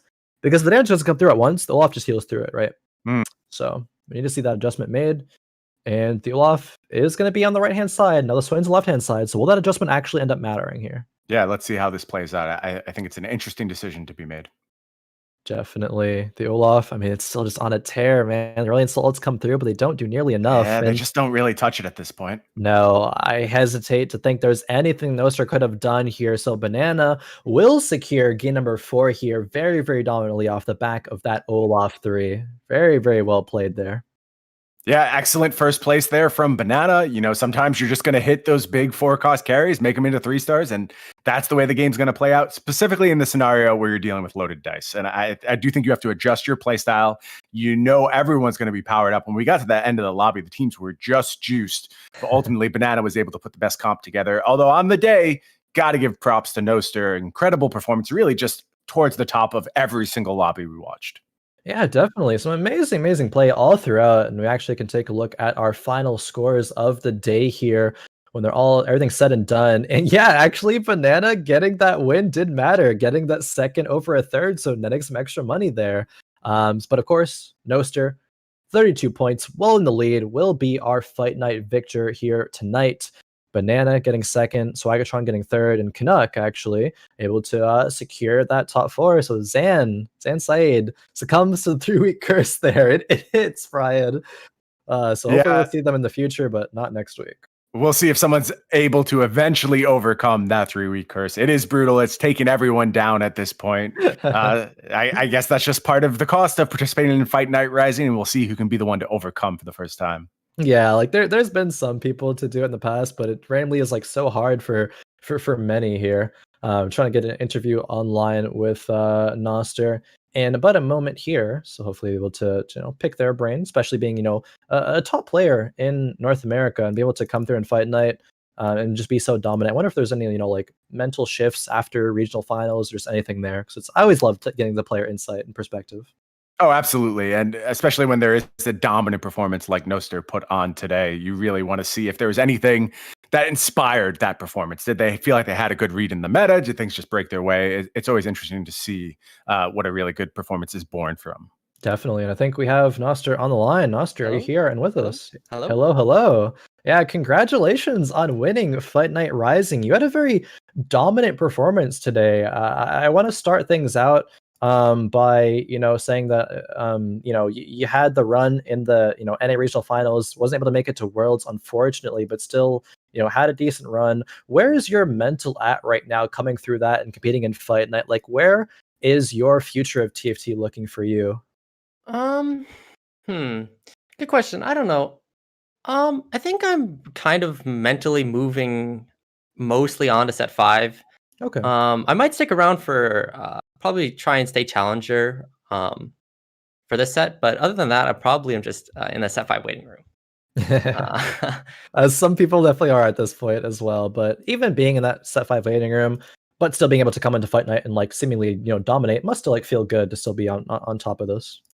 Yeah, I enjoy it. I'll keep coming back as long as I can keep stringing these top 3s together. Yeah, I enjoy it. Definitely. Yeah, Noster, so this is our first look at a new patch, really. It's only been out for a day now. Was there anything you identified coming into patch 11.6 that really pointed you in a particular direction? I noticed you had a little bit more preference toward Aurelion Sol than the rest of our players. That's just the way the lobby broke, or did you feel like you identified something in the metagame at this point? I think Asol is really good. He doesn't have too many bad matchups. Most of the bad matchups are really just declaw oriented. Yeah. Yeah, I don't know. I think Asol and Slayers are, if I was to point people in a direction, I'd say probably Angle, Olaf and Asol. They just feel really consistent to me. I don't know. I haven't played that many games, but that's just what I see. And when you're in a tournament setting like this, do you try and lean towards the more consistent comp as opposed to more feast or famine approaches to the game? Yeah, I mean, I think that's probably, if you're trying to play consistently, I think that's fine. Mm-hmm. Yeah, but I don't know. I think there's also, I was also kind of trying to play a little bit more for fun today with the mage comps. I don't know. I think I do prefer playing a little more top 4 than voice players, but yeah, I think it's. I don't know. It's hard to say. I think it's fine. I think it's fine playing both Yeah. ways. There are merits to both play styles there, of course, but you got to keep in mind in tournaments, right? Oftentimes they are mentioned earlier in the broadcast. They're a marathon, not a sprint. Playing consistently, oftentimes, gets you to those top 3, top 4 placements. They move you on to the next day. It depends on the tournament there. But before I let you go, Noster, I want to open up the floor. If you had any, final words, any shout outs, where can we find you on, Twitch, Twitter, things of the like?